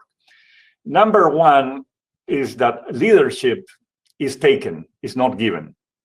So you need to identify and promote your natural leaders. Number two, you need focus. You need to resist dilution of effort by spreading too thin. This means you need to pick countries that it makes sense to work with. And within those countries, pick specific partners that you can build specific and mutually beneficial relationships with. We at RISE decided to work with India, China, and Brazil. And within Brazil, we picked UFSC, not only because it's a beautiful place, but because we had complementary strengths and good relationships. This all started by playing soccer with Henry Corsail when we were students. And then I met Hugo and Dachimir, and we actually built a lot of good things. We hosted, for example, in Praia dos Ingleses, an international conference that was made a lot of noise around the world with Hugo and I chaired. Then the third point is you need to develop a shared vision that is compelling for both intellectual and practical reasons. And the vision is the main magnet that attracts talent and the glue that keeps the team together. Finally, it is important to have a value creation. Good. Maybe I can advance, no? Well, yes, please. Yes, please. I don't know how to advance, though. It doesn't allow me. You will have to advance to one. Okay. This is a different. I'll do it for you. You just tell me. I don't sorry, that's a different talk. It's a different talk. No, that's about nanotechnology. Let me keep talking, all right? I was enjoying this one. I was taking note about what you are saying. What I'm saying is more important. I was saying developing a value proposition. Value creation is very important. And there is a very simple formula that I call NABC, all right? The N starts with need. You need to identify a problem to solve, and which is more important than trying to find a problem for your solutions. The A means that you need to have a distinctive approach based on sound science. The B means benefits. Let's make sure that the benefits exceed the costs. And C means competition. You need to consider competing alternatives, competing solutions, and why yours is better when you develop your value proposition and ask the government for that. And I think that there are 5 things that are needed to enhance synergism when you collaborate internationally. 1 is a common agenda or vision. 2, shared measurements. 3, mutually reinforcing activities. 4, continuous collaboration, and a backbone organization. So at RISE, for example, we have an office called Brazil at RISE that helps promote and expand academic and cultural mobility between students and researchers, and they help us fund. So when I go visit Florianopolis, I usually am funded by this office, and we seek industrial collaboration. It's very important, again, to find industries that are helping to fund this. So the good news is that your Minister of Science and Technologies, Marcos Pontes, the astronaut, I've had lunch with him a couple of times over the past month, and he comes to Houston a lot. And it seems that he's very interested in promoting relationships between RISE and Brazilian industry, large transnational industries, primarily in areas of advanced materials, material sciences, and also computational sciences, which are strengths at RISE. So this is an area where we can bring in UFSC and triangulate as well, because I know you have strengths in that. I mean, I've been talking to Dachimir and to Hugo a lot about building around these spires of excellence. But other areas of collaboration where I know UFSC has strengths relevant to sustainable development goals are biodiversity and ecology conservation, clean energy and biofuels, critical materials that are important, not only because they are rare elements, but also environmental health, air pollution, and water security, and so on. I also wanted to convey that there are some barriers, but also solutions to international collaboration. I'm just going to touch on 3 barriers. 1 is that we have limited mechanisms for support, for funding joint efforts with global impact. And so new mechanisms are needed, but the good news is that many philanthropic foundations and organizations have become important financial contributors to foreign aid. Also, many developmental agencies, such as USAID, are seeking to become conveners to coordinate and leverage this non-governmental support. And also, many multinational private companies are increasingly interested in joining international innovation ecosystems, such as the one that I run, the Youth Center, that has collaborations with many countries. Second point is that some collaborations are prevented or slowed down by concern about sharing data, potentially sensitive data that could pose risk to intellectual property or even national security. So the funding agencies need to develop bilateral guidelines on data sharing that apply to sustainable development goals research.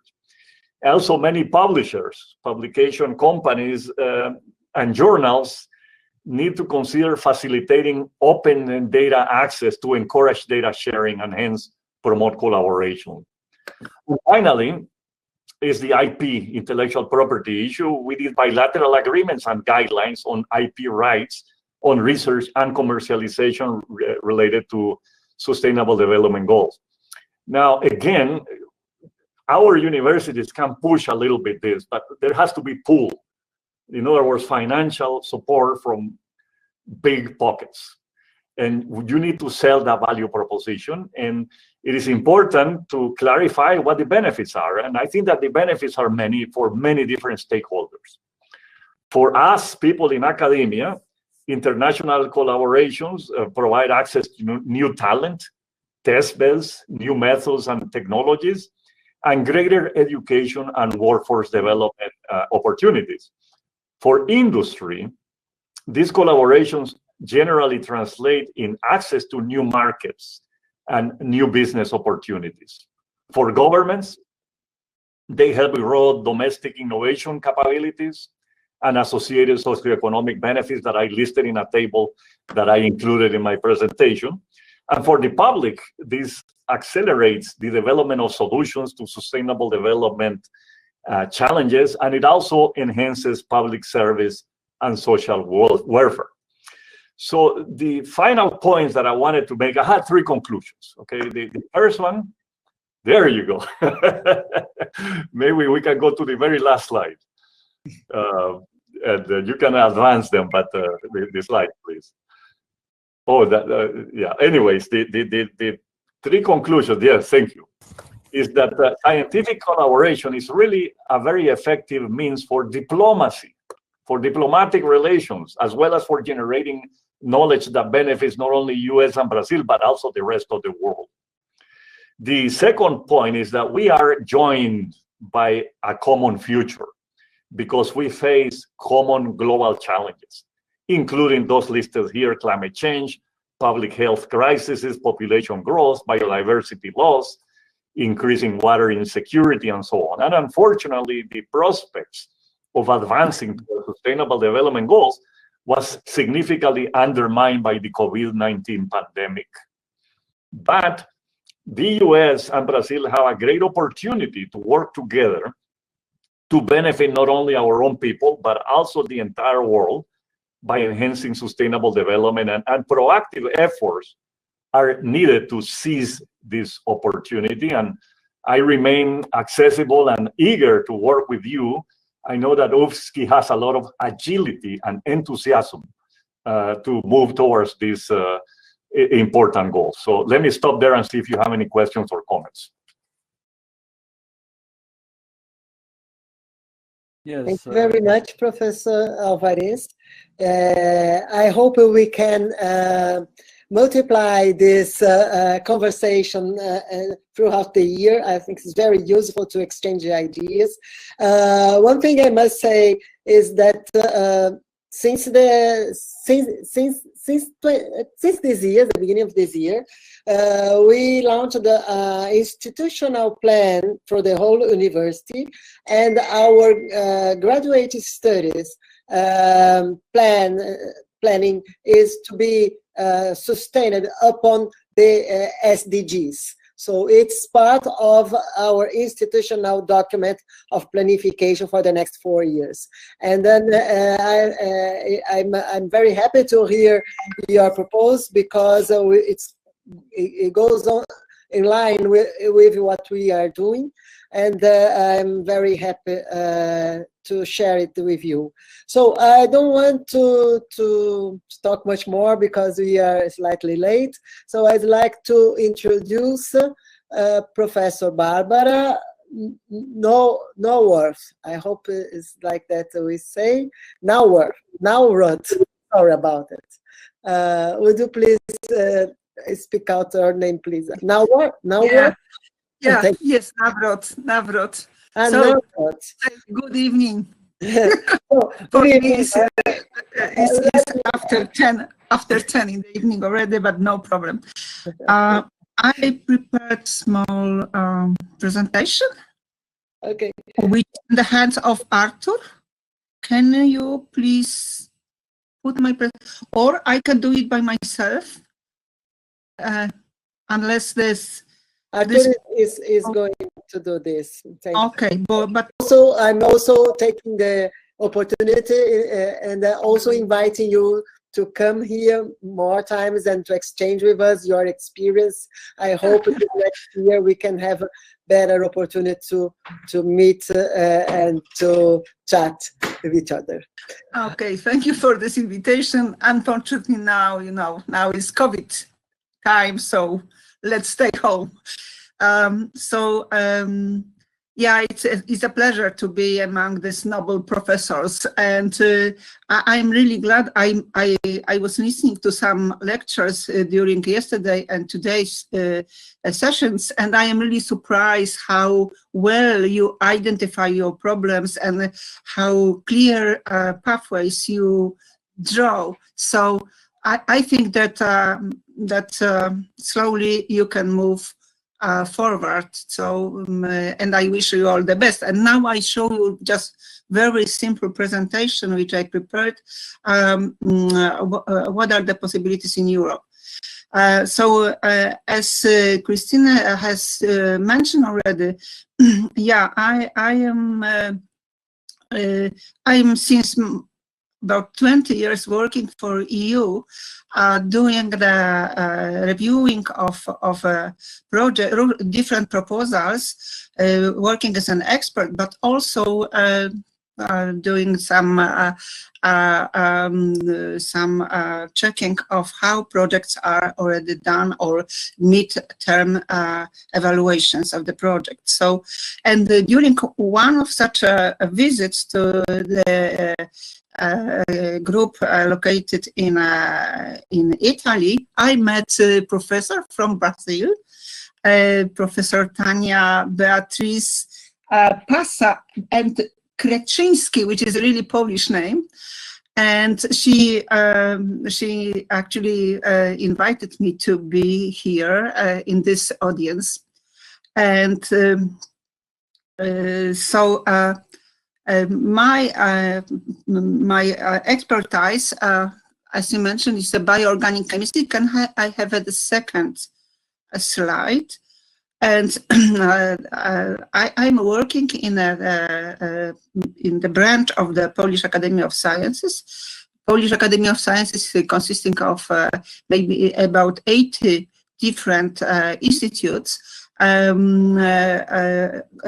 Contains also our center, which is the Center of Molecular and Macromolecular Studies, and it's a rather interdisciplinary institute, about 200 researchers, and we are having divisions of organic chemistry, bioorganic chemistry, which I am heading, polymer chemistry and physics, and structural chemistry.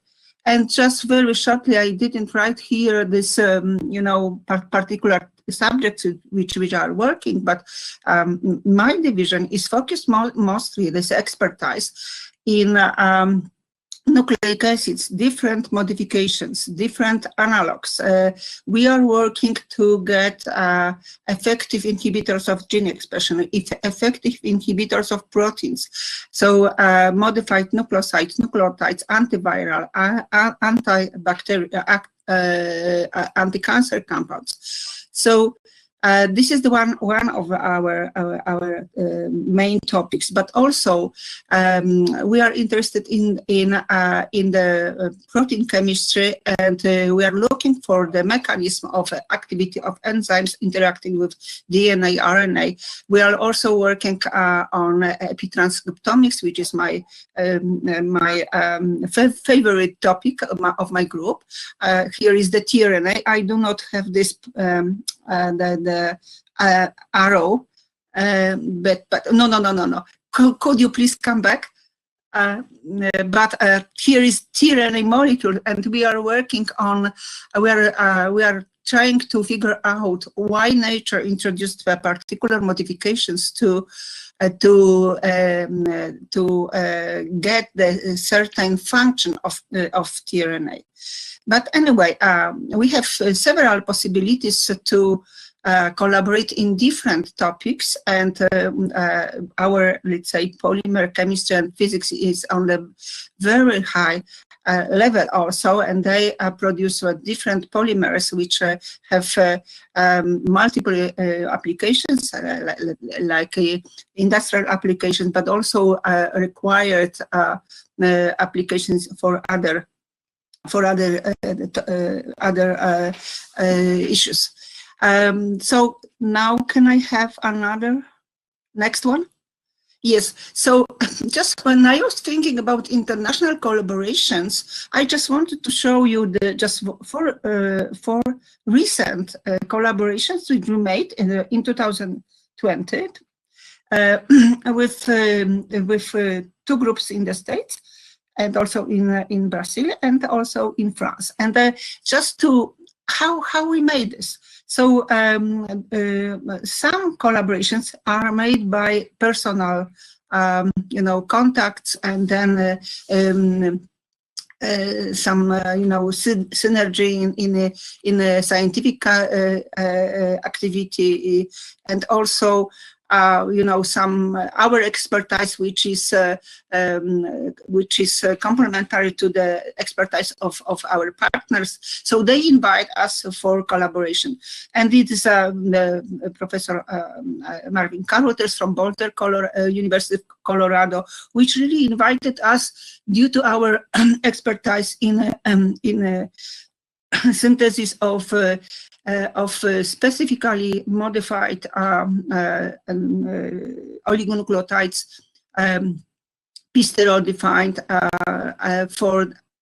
to get improved, better activity inhibitors of gene expression, so-called therapeutic nucleic acids. And the University of Minnesota we started to do the joint project on crystal structure of human heat proteins, which are identified oncogenes. And very interestingly, also, we got contact with the University of São Paulo. We got one of my colleagues got the letter from Professor Dr. Jose Antonio Sanchez from medical clinics of this university, who asked us to accept the visit of his PhD student, which is her name is Marina Pasos Torel Alba. And she came to us for 4 months. She trained to isolate exosomes, these extracellular vesicles, which are the bodies which transfer from cell to cell, but they also carry some message. And there was specific cell line, which was taken from cutaneous T-cell lymphoma with HTLV1 infection. And Marina did a lot of work in our lab, and now the joint paper will be from this. So as it was shown before, the internationalization is the important factor to sell well the paper when you have the joint authorship. So actually we have some contacts, scientific contacts with Brazil. And also this year I was able to join, we were able to establish international research network within a project which is dedicated to inflammation. And the project is carried out by CNRS and the University of Montpellier, but my group is really using our expertise to produce specific inhibitors of the STING protein, which is responsible for stimulation of interferon in the process of inflammation. So that's this part of scientific, activity of our group, our division, showing how we made the contacts, and this the international research network with a French partner. There are 13 groups from all over Europe, and we were invited because of our expertise in synthesis of this highly modified nucleotides. Can I have next slide? So now I would like to tell you a few words about possible international collaboration through European Union Science Hub. So European Union has a special institution which is called European Commission Science and Knowledge Service, which is dedicated to funding of scientific projects, but also for projects which are dedicated for training of especially young people, postdoctoral fellows, mostly postdoctoral fellows. Can I have a next slide? And one of the main ideas of this our European program is that we are open to the world. Means that that the European Committee wants to is established to have multiple collaborations with various partners, just to improve the international exchange. And here is the point: international cooperation, which on the next slide I would like to focus more in detail. This international cooperation, can you make the next slide?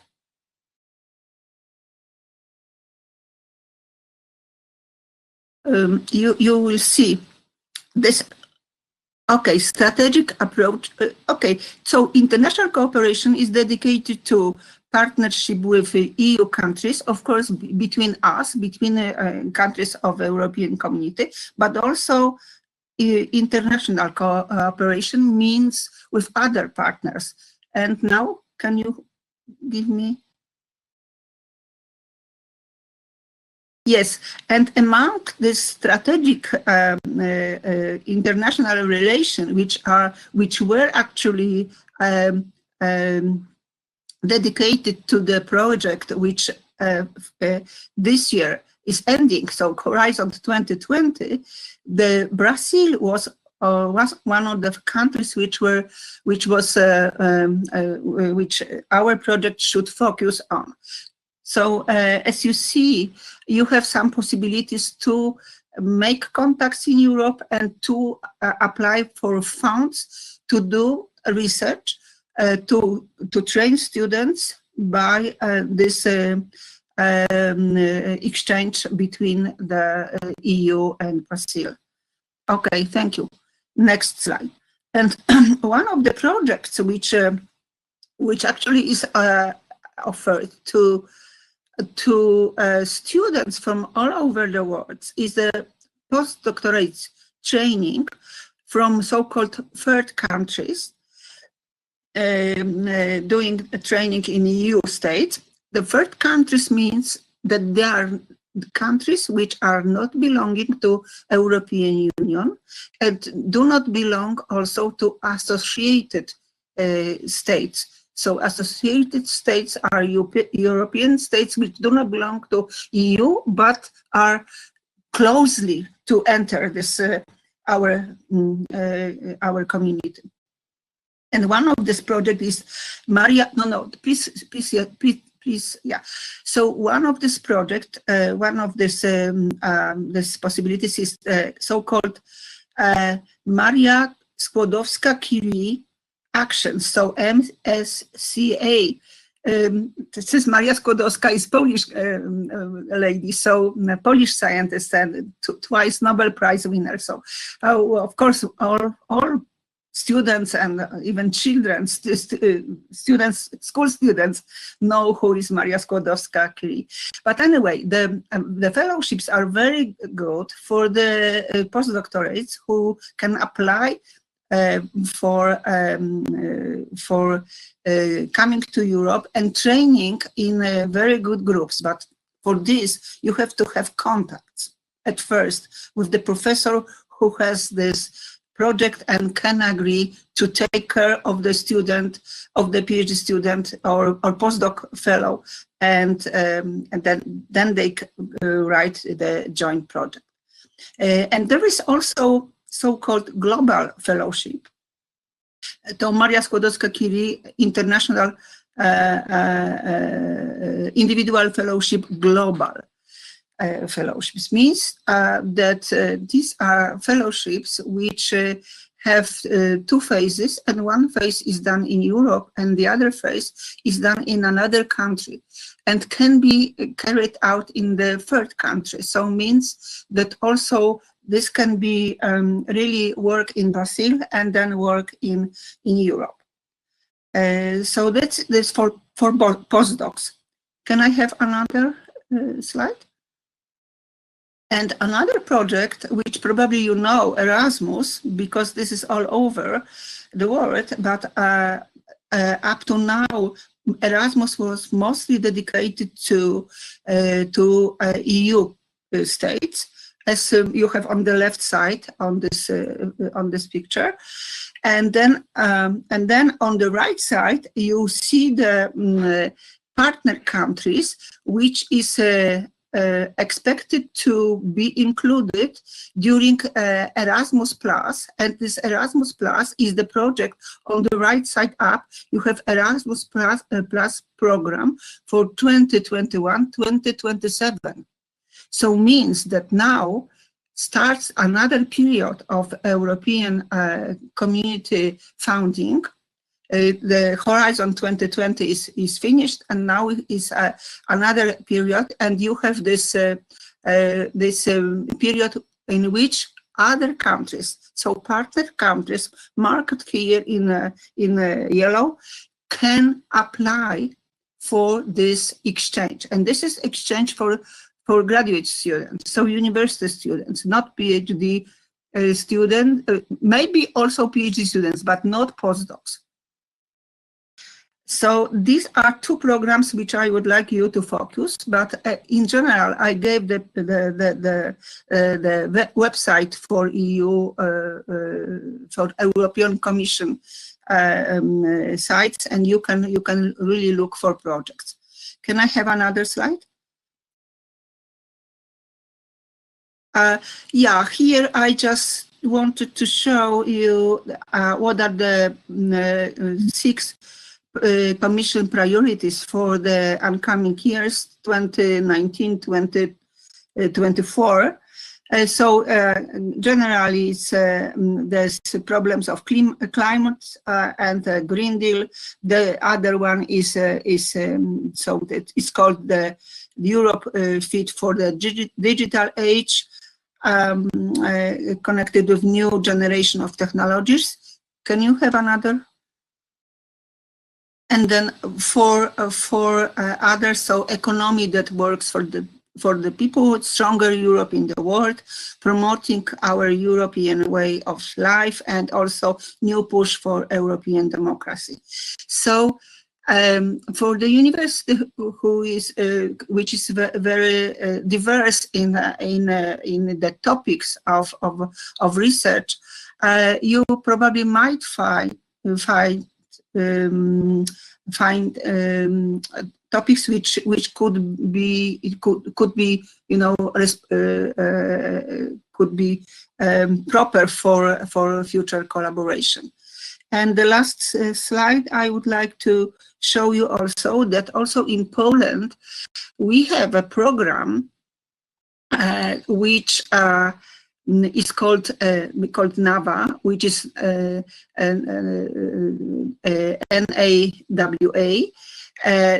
The program, which is founded by National Agency for Academic Exchange, and here are the projects. But this also is bilateral collaboration.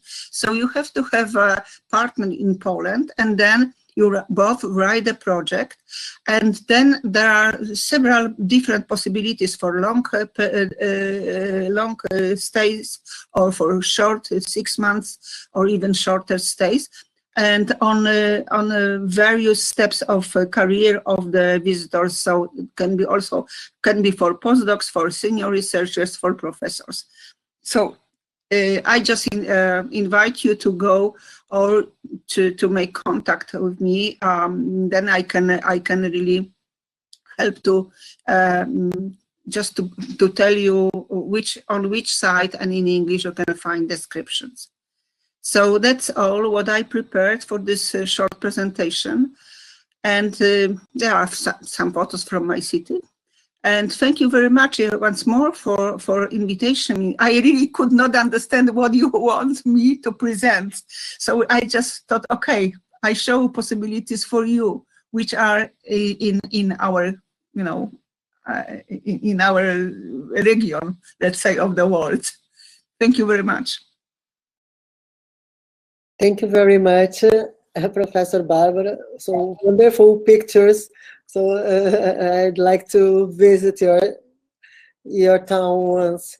Yeah, we can use one of the proposals which are in NAWA, and then organize some. But we have to have some complementary interest, in the research, because this is the main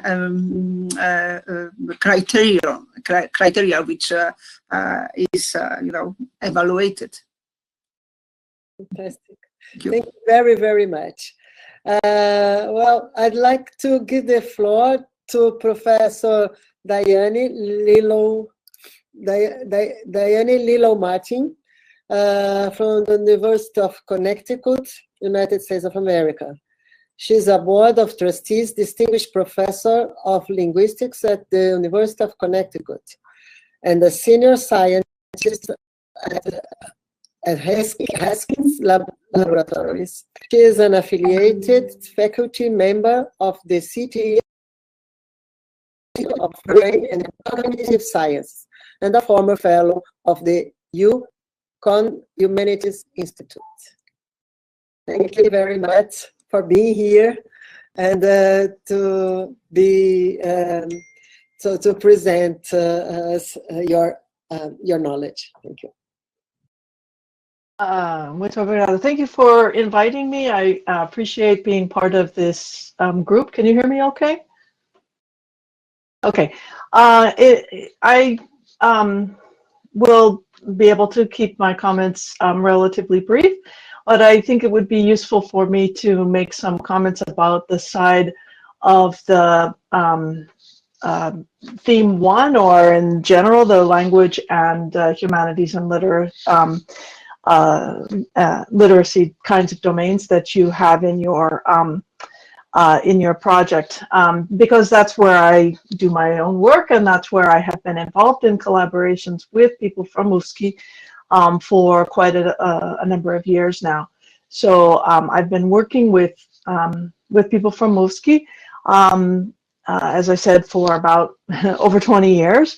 And we are doing research primarily that looks at the linguistic structure and acquisition of Brazilian Sign Language, which is called Libras, and American Sign Language, ASL, and how children who are born deaf acquire ASL or Libras, and how they learn both the sign language that is used in their environment, and in some cases also the spoken language that's used in their environment.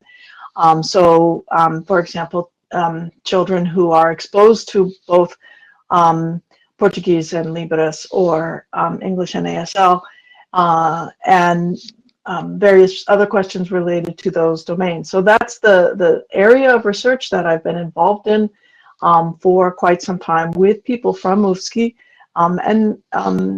It has been a very productive collaboration, very successful collaboration, because we've been able to obtain grant funding for these projects, a number of projects related to this topic, for example, from the National Institutes of Health and from the National Science Foundation, both in the US. And so we are, I think it's a good example of how it's the kind of project that can be externally funded from with a collaboration between researchers in the US and in Brazil. And it's also something that I want to point out that relatively speaking, projects in languages and in literatures, for example, are often less expensive than other kinds of projects. So it's actually a good investment to support the development of international collaborative projects in this stream. Can be not that expensive in terms of supporting those projects, and the payoff might be good in terms of potentially getting grants, but also the publications and the other kinds of recognition that have been noticed and elaborated in the previous presentations. I learned a lot from those previous presentations, so I appreciated all of that as well. So in the type of international collaboration that I've been involved in, there have been exchanges of researchers, both having people come to the US and having people going to Brazil. And these visits have included long-term visits as well as short-term visits. So I'm sure these are the kinds of things you are already doing and hoping to continue to do.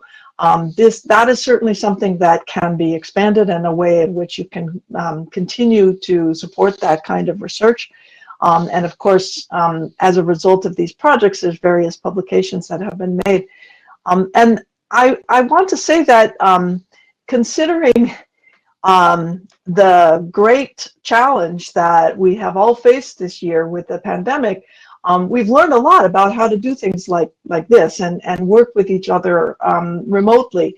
And in the context of, again, at least for linguistic research, that's something that can be very successful. So we can do projects that involve, of course, meetings and discussions, but we can also collect data and do empirical studies through distance technology in ways that we hadn't really thought of before. But now that we've been forced to do it, there are a lot of new things that have opened up.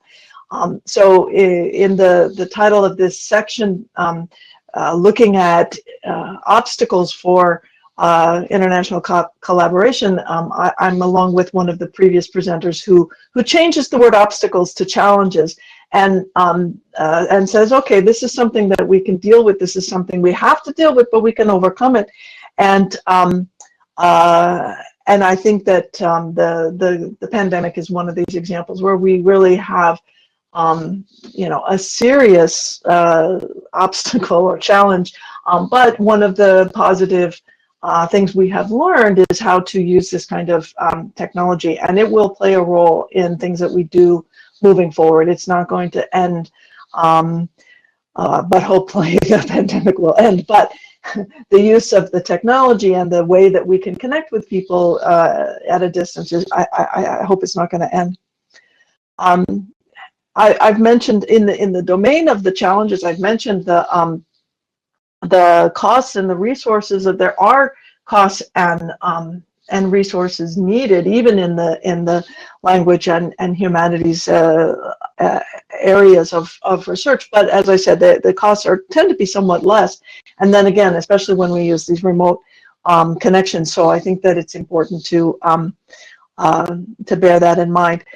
I do want to also mention language. So I appreciate the fact that the presentations so far have accommodated English, and even in the case where the presentation was given in Portuguese, that there was an English translation made available. And I understand that this is a kind of a challenge that often requires a one-way change. So as an American who's a native English speaker, I recognize that we are often the ones who make everybody else adjust to us, which I think is not fair. But it's sort of what happens in the world, and it's, you know, important that we recognize that you have changed your way of doing things to accommodate the English speakers.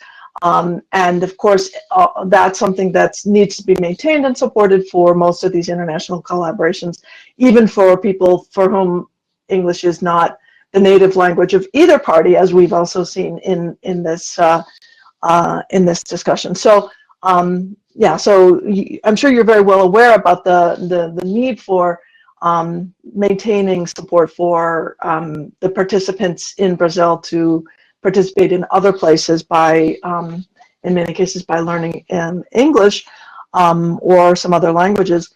In the area of sign language research that I'm involved in, American Sign Language is also sometimes used as a lingua franca, but there is also an international sign that a lot of people can develop rather quickly and are able to make use of. So this is another sort of way in which this line of research can turn something that is a challenge into an advantage. All right, I just want to say a few more words about how important international collaboration is. I don't think I really need to convince you. You are all very much invested in it, and I am very glad to see that. Certainly in the research in areas of language, you know, it's crucial to do international studies. It's crucial to have comparisons across languages. It's crucial to understand about how culture contributes to the form of a language, the way a language is acquired, and as well as the way it's used by people. International collaboration is really, really fundamental in this area of research. So I think it's very important, specifically in this domain, but I'm sure also in other domains as well. In the study of languages, we need to learn from people who are doing you know, approaching things in different ways, as well as understanding about the differences between languages. And in the domain of sign language research, it's so much more important, even so, because it's a very small field. And therefore, in order to find people that you can share research ideas with, and people who have similar approach, or people who are, you know, potentially good collaborators, you have to look beyond your local area. There just aren't enough researchers in this area to restrict yourself to your own country or a smaller domain. You need to look outside. And so, you know, again, it's a good reason to support the use of projects such as the PRINT project in order to have support for this kind of international collaboration, and that leads to the possibilities for researchers and for graduate students as well, and for early career researchers. So this is another thing to keep in mind. You know, we've talked a lot about what's available for the graduate students, and we know that the advanced and senior researchers are going to have some networks already in place, or some possibilities for funding for these kinds of projects. But we should also remember that the early career stage researchers may need a boost in this domain even more, and can benefit from it, and can bring new ideas all over the place. So I would like to promote that. And then one final group that can be promoted by this kind of a project that you have here. Again, given the line of work that I do, I want to commend you for the work that you're doing with deaf scholars and apply that to other scholars with disabilities that actually, I don't know how many of you know this, but UFSC has got a very, and Brazil in general, but UFSC has a very strong reputation in the sign linguistics field because of all the advances that you've done in providing educational opportunities for deaf people, and such a great department that has scholars and deaf scholars and scholars who are all communicating using Libris. It's world renowned, and so it's definitely something to be proud of and to continue to support in terms of the opportunities. In Brazil in general, and in UFSC in particular, you have things available for deaf people that nobody else has. Nobody else has the number of PhDs or the understanding about the role of Libris in the educational process for deaf PhDs, so or deaf students in general. So I really want to commend you on that particular point as well. Okay, so that's about all I wanted to say at this point. I know we're way late on the project and on the time scale as well, so I hope I didn't go over my time, but anyway, thank you for your attention. Thank you, Professor Barano. You were perfect on time, and yeah, as I said to the previous one, I hope we can continue this talk and chat and exchange of information. The first year was very tough for us. It was the beginning. We expected the second year better, but the second year came with the COVID. So we are struggling still, but next year we are going to have a more air and do things easier. So we have two more presentations. I'd like to give the floor to, I don't know, this Enzo or Leila. Now I got confused. It's me. We have a very yes. gentlemen here, and they said ladies first. I give the floor to Leila Hayashi. Professor Leila Hayashi is also one who took part of this planning for the PRINT project, and she is in the she's working on this project, very active, and in the area of sustainability. So please, Leila, you have the floor. Thank you, Cristiane. It's a pleasure to be here with foreign guests. I learned, oh my God, I just unshare here. It was I learned a lot here, and so okay, we are okay, we're okay, okay. So because we are running out the time here, I will just, indeed, this is just a summarizing of what my group, the group of the team Environmental Sustainability discussed during these days about the PRINT project. So I think you should widen your screen and make it wider. It's not wider yet? Okay, just a second. And now? It's okay? Go ahead, go ahead. Okay, okay. So about the possibilities of the PRINT projects, of course, the main goal is making UFSC international, and it was a great experience to receive international students and professors here. Some of us offer international course. It was a great experience as well. We could expand our research network. Not only the first idea was have priority universities, but after all, we have more chance to expand in this network to all the institutions that are part of the PRINT project together with the university, and not only the sub-projects. And also, of course, expanding our participation in international projects as Horizon 2020, for example, from European Union.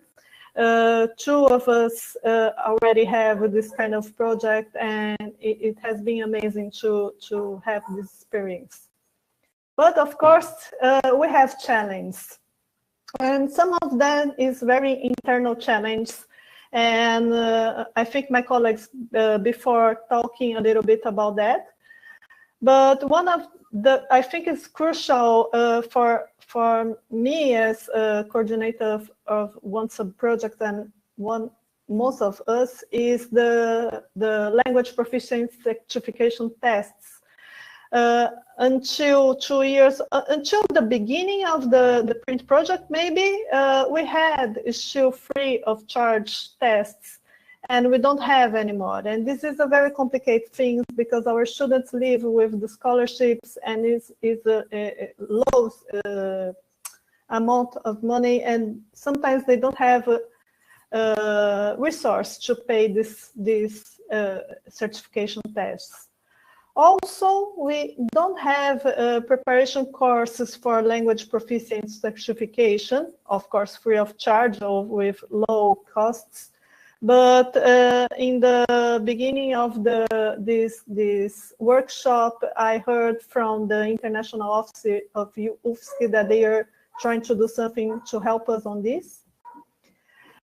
We face some problems with the scholarships for young scientists and PhDs because these young scientists or this and everybody that are developing a PhD abroad, most of them are already involved in some projects. So it's very difficult to catch them and try to bring them to work with us. And even because of the low budget that we have now in Brazil. And the visiting professor in Brazil also, the availability is not, they are not available for long times, just short periods. And my experience was to have a visiting professor only for 15 days. And this is nothing if you are talking about collaboration. Also, we need professors training to increase the number of course staff in English to be international here in at UFSC, and increase the possibility for foreign students to study here with us. For that, we are far away of this goal for now, but we need to pursue this goal. Also, it was good to have equivalence of credits between UFSC and foreign universities, because sometimes we don't have this equivalence, and for cocktail, for example, it's very difficult to have an agreement. And the last main challenge, I think this is a crucial point, is the financial support for developing joint projects. The problem is that print CAPES is formulated only to the first step. So we make the contact, we start to elaborate projects with other institutions. But the thing is that when we are going to there for exchange, students or professors, most of the time we are just inserting a project that they already have, or we already have, and we are not able to develop something together. And I think this is the main point of challenge for internationalization of the university. And of course, I think somebody also tell this before, the CAP systems is incredible, complicated. We need to avoid repeated procedures over the time. CAPES is changing a lot of procedures, and all the time we need to follow up them. And sometimes we are overloading one technical person that is responsible for our print CAPES, and poor guy, he's just crazy about all the demands that we are presenting. So maybe this is not something that UFSC can fix, but maybe try to work together with CAPES and think what we can do to help this situation. So this is just a summarization of everything that everybody said before. And thank you for your attention. I will not take more time for this. Thank you.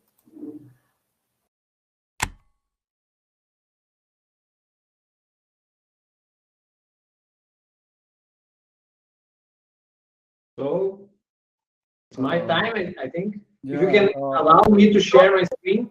Go ahead, Enzo. Sorry, I didn't introduce you.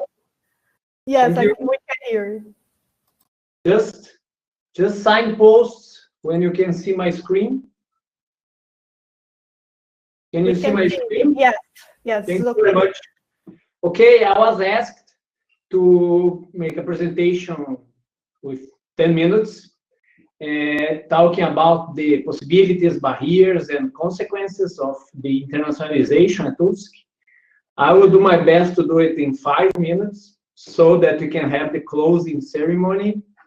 It was very good to hear all of the speeches and to see how the difficulties and the opportunities are similar among the different teams.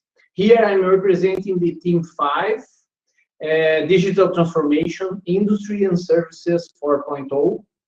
Specifically, I'm not the coordinator, but I'm the sub-coordinator of the project Encanto, which means analysis of distributed and automated manufacturing for customized items.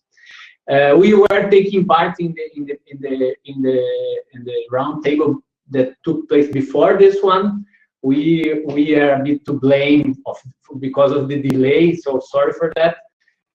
Basically, by providing the view of Team 5, I would like to first start showing some context. We are living in a very challenging time. We consider that we have to take into consideration some trends.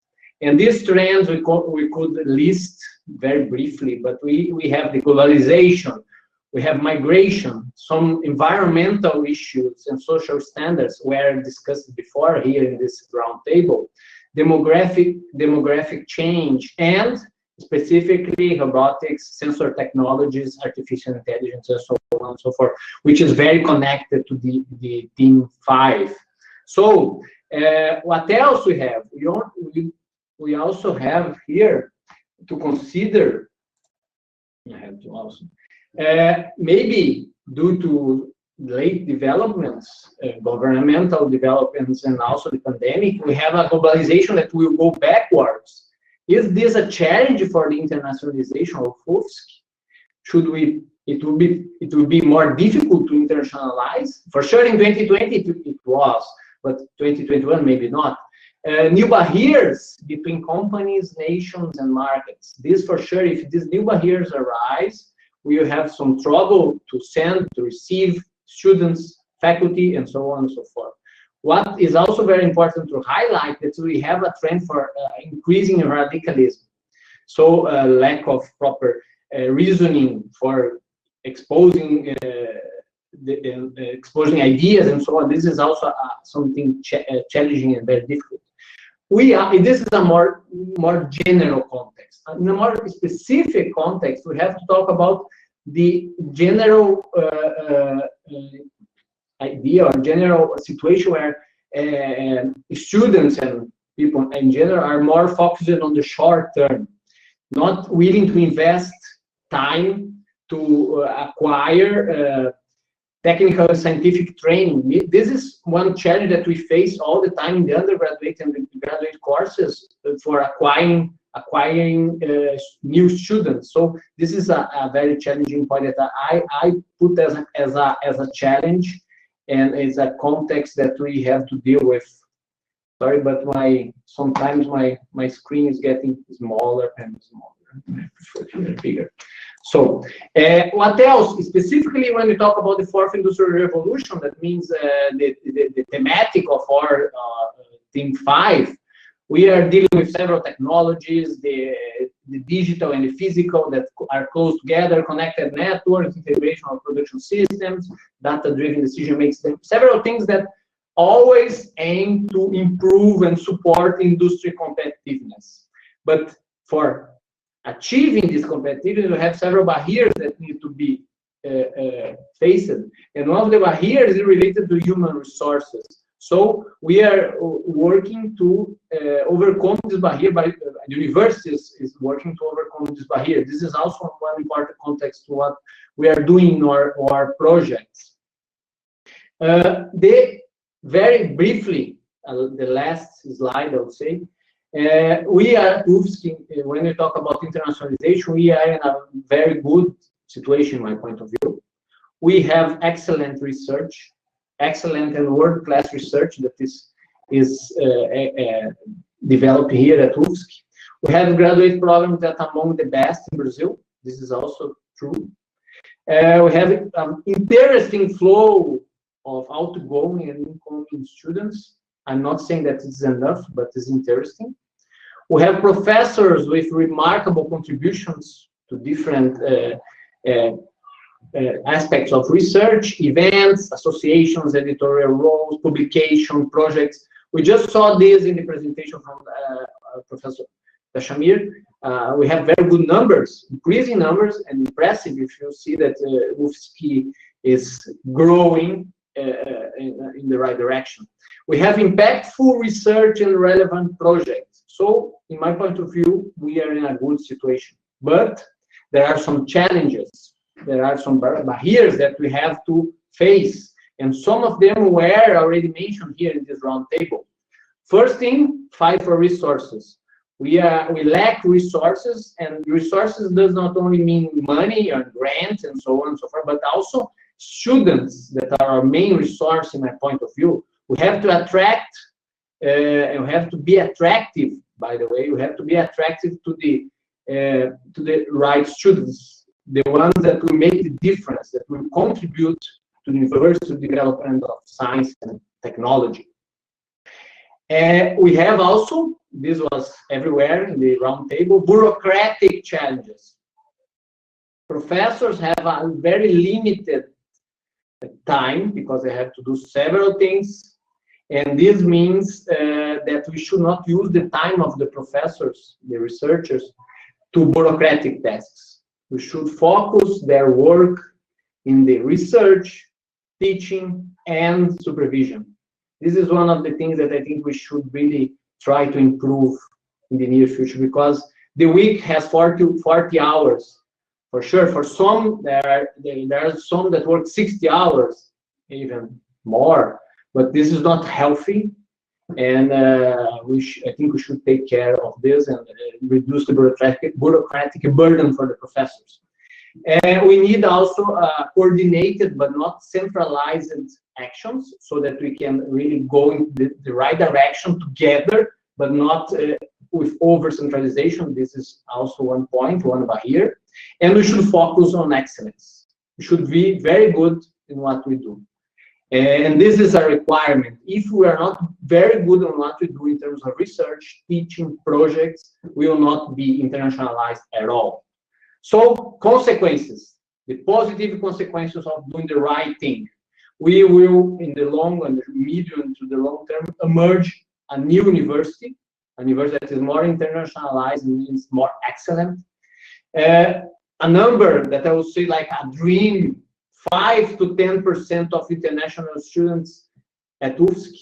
I did my PhD in a university that had 15%, but it was Germany. And then recently I made a postdoc. I was a visitor scholar in a university with also 12% international students. This is, I know it's different in Europe, but I think Brazil and UFSC can be very attractive and achieve this 5 to 10% of international students and 5 to 10% international collaboration. This is easier to achieve. I think we could achieve this in the medium term.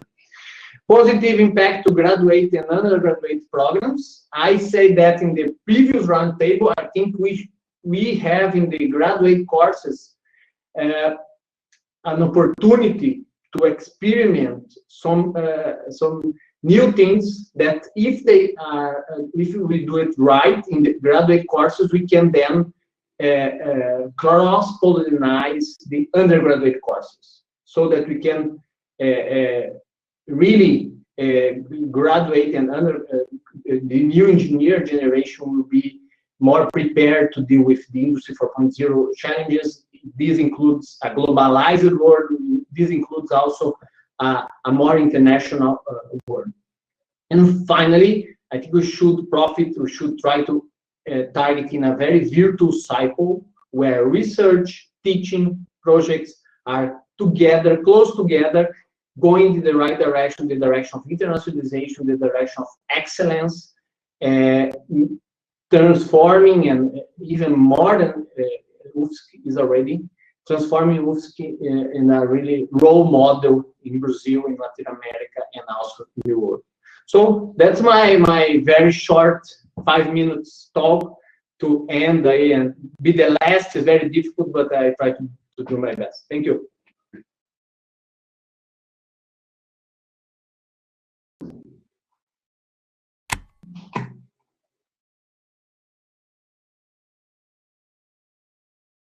Thank you very, very much. We had to turn off our camera, Professor Enzo, because of our presentation. So it was really, really good. Thank you very much also for your kindness to the ladies and staying to the end.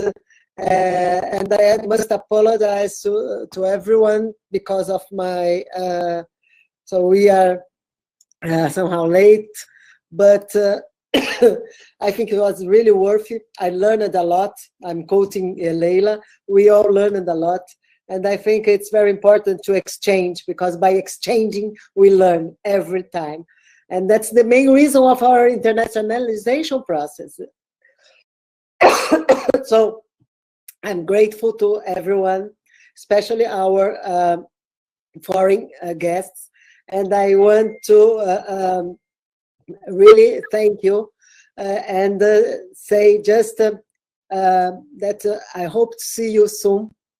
Be safe, and I hope next year we can meet again, but personally, and make a big party, and also an interaction, a cultural interaction, as I heard from Diana, and I totally agree. So one of the important parts of internationalization is this possibility to interact and to learn about other culture, other languages, because exactly we have an X here for print. It's called multiculturality and linguistics, and this is a good discussion we have here about the multilingualism as a process of internationalization. And I thank you very much for saying that for us. And well, I'd like to say goodbye. Good night to Barbara. And I appreciate, despite the delay, your presence here.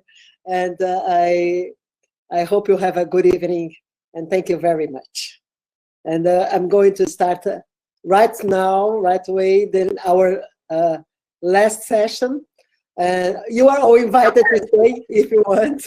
Okay, thank you very much. Bye-bye. Thank you, I thank you. And we are going to start our last session. Thank you everyone for being here. Thank you, Professor Hugo, Professor Leila, Professor Enzo, Professor Gregorio, Professor Pacheco, Professor Jussara. I thank you for being here.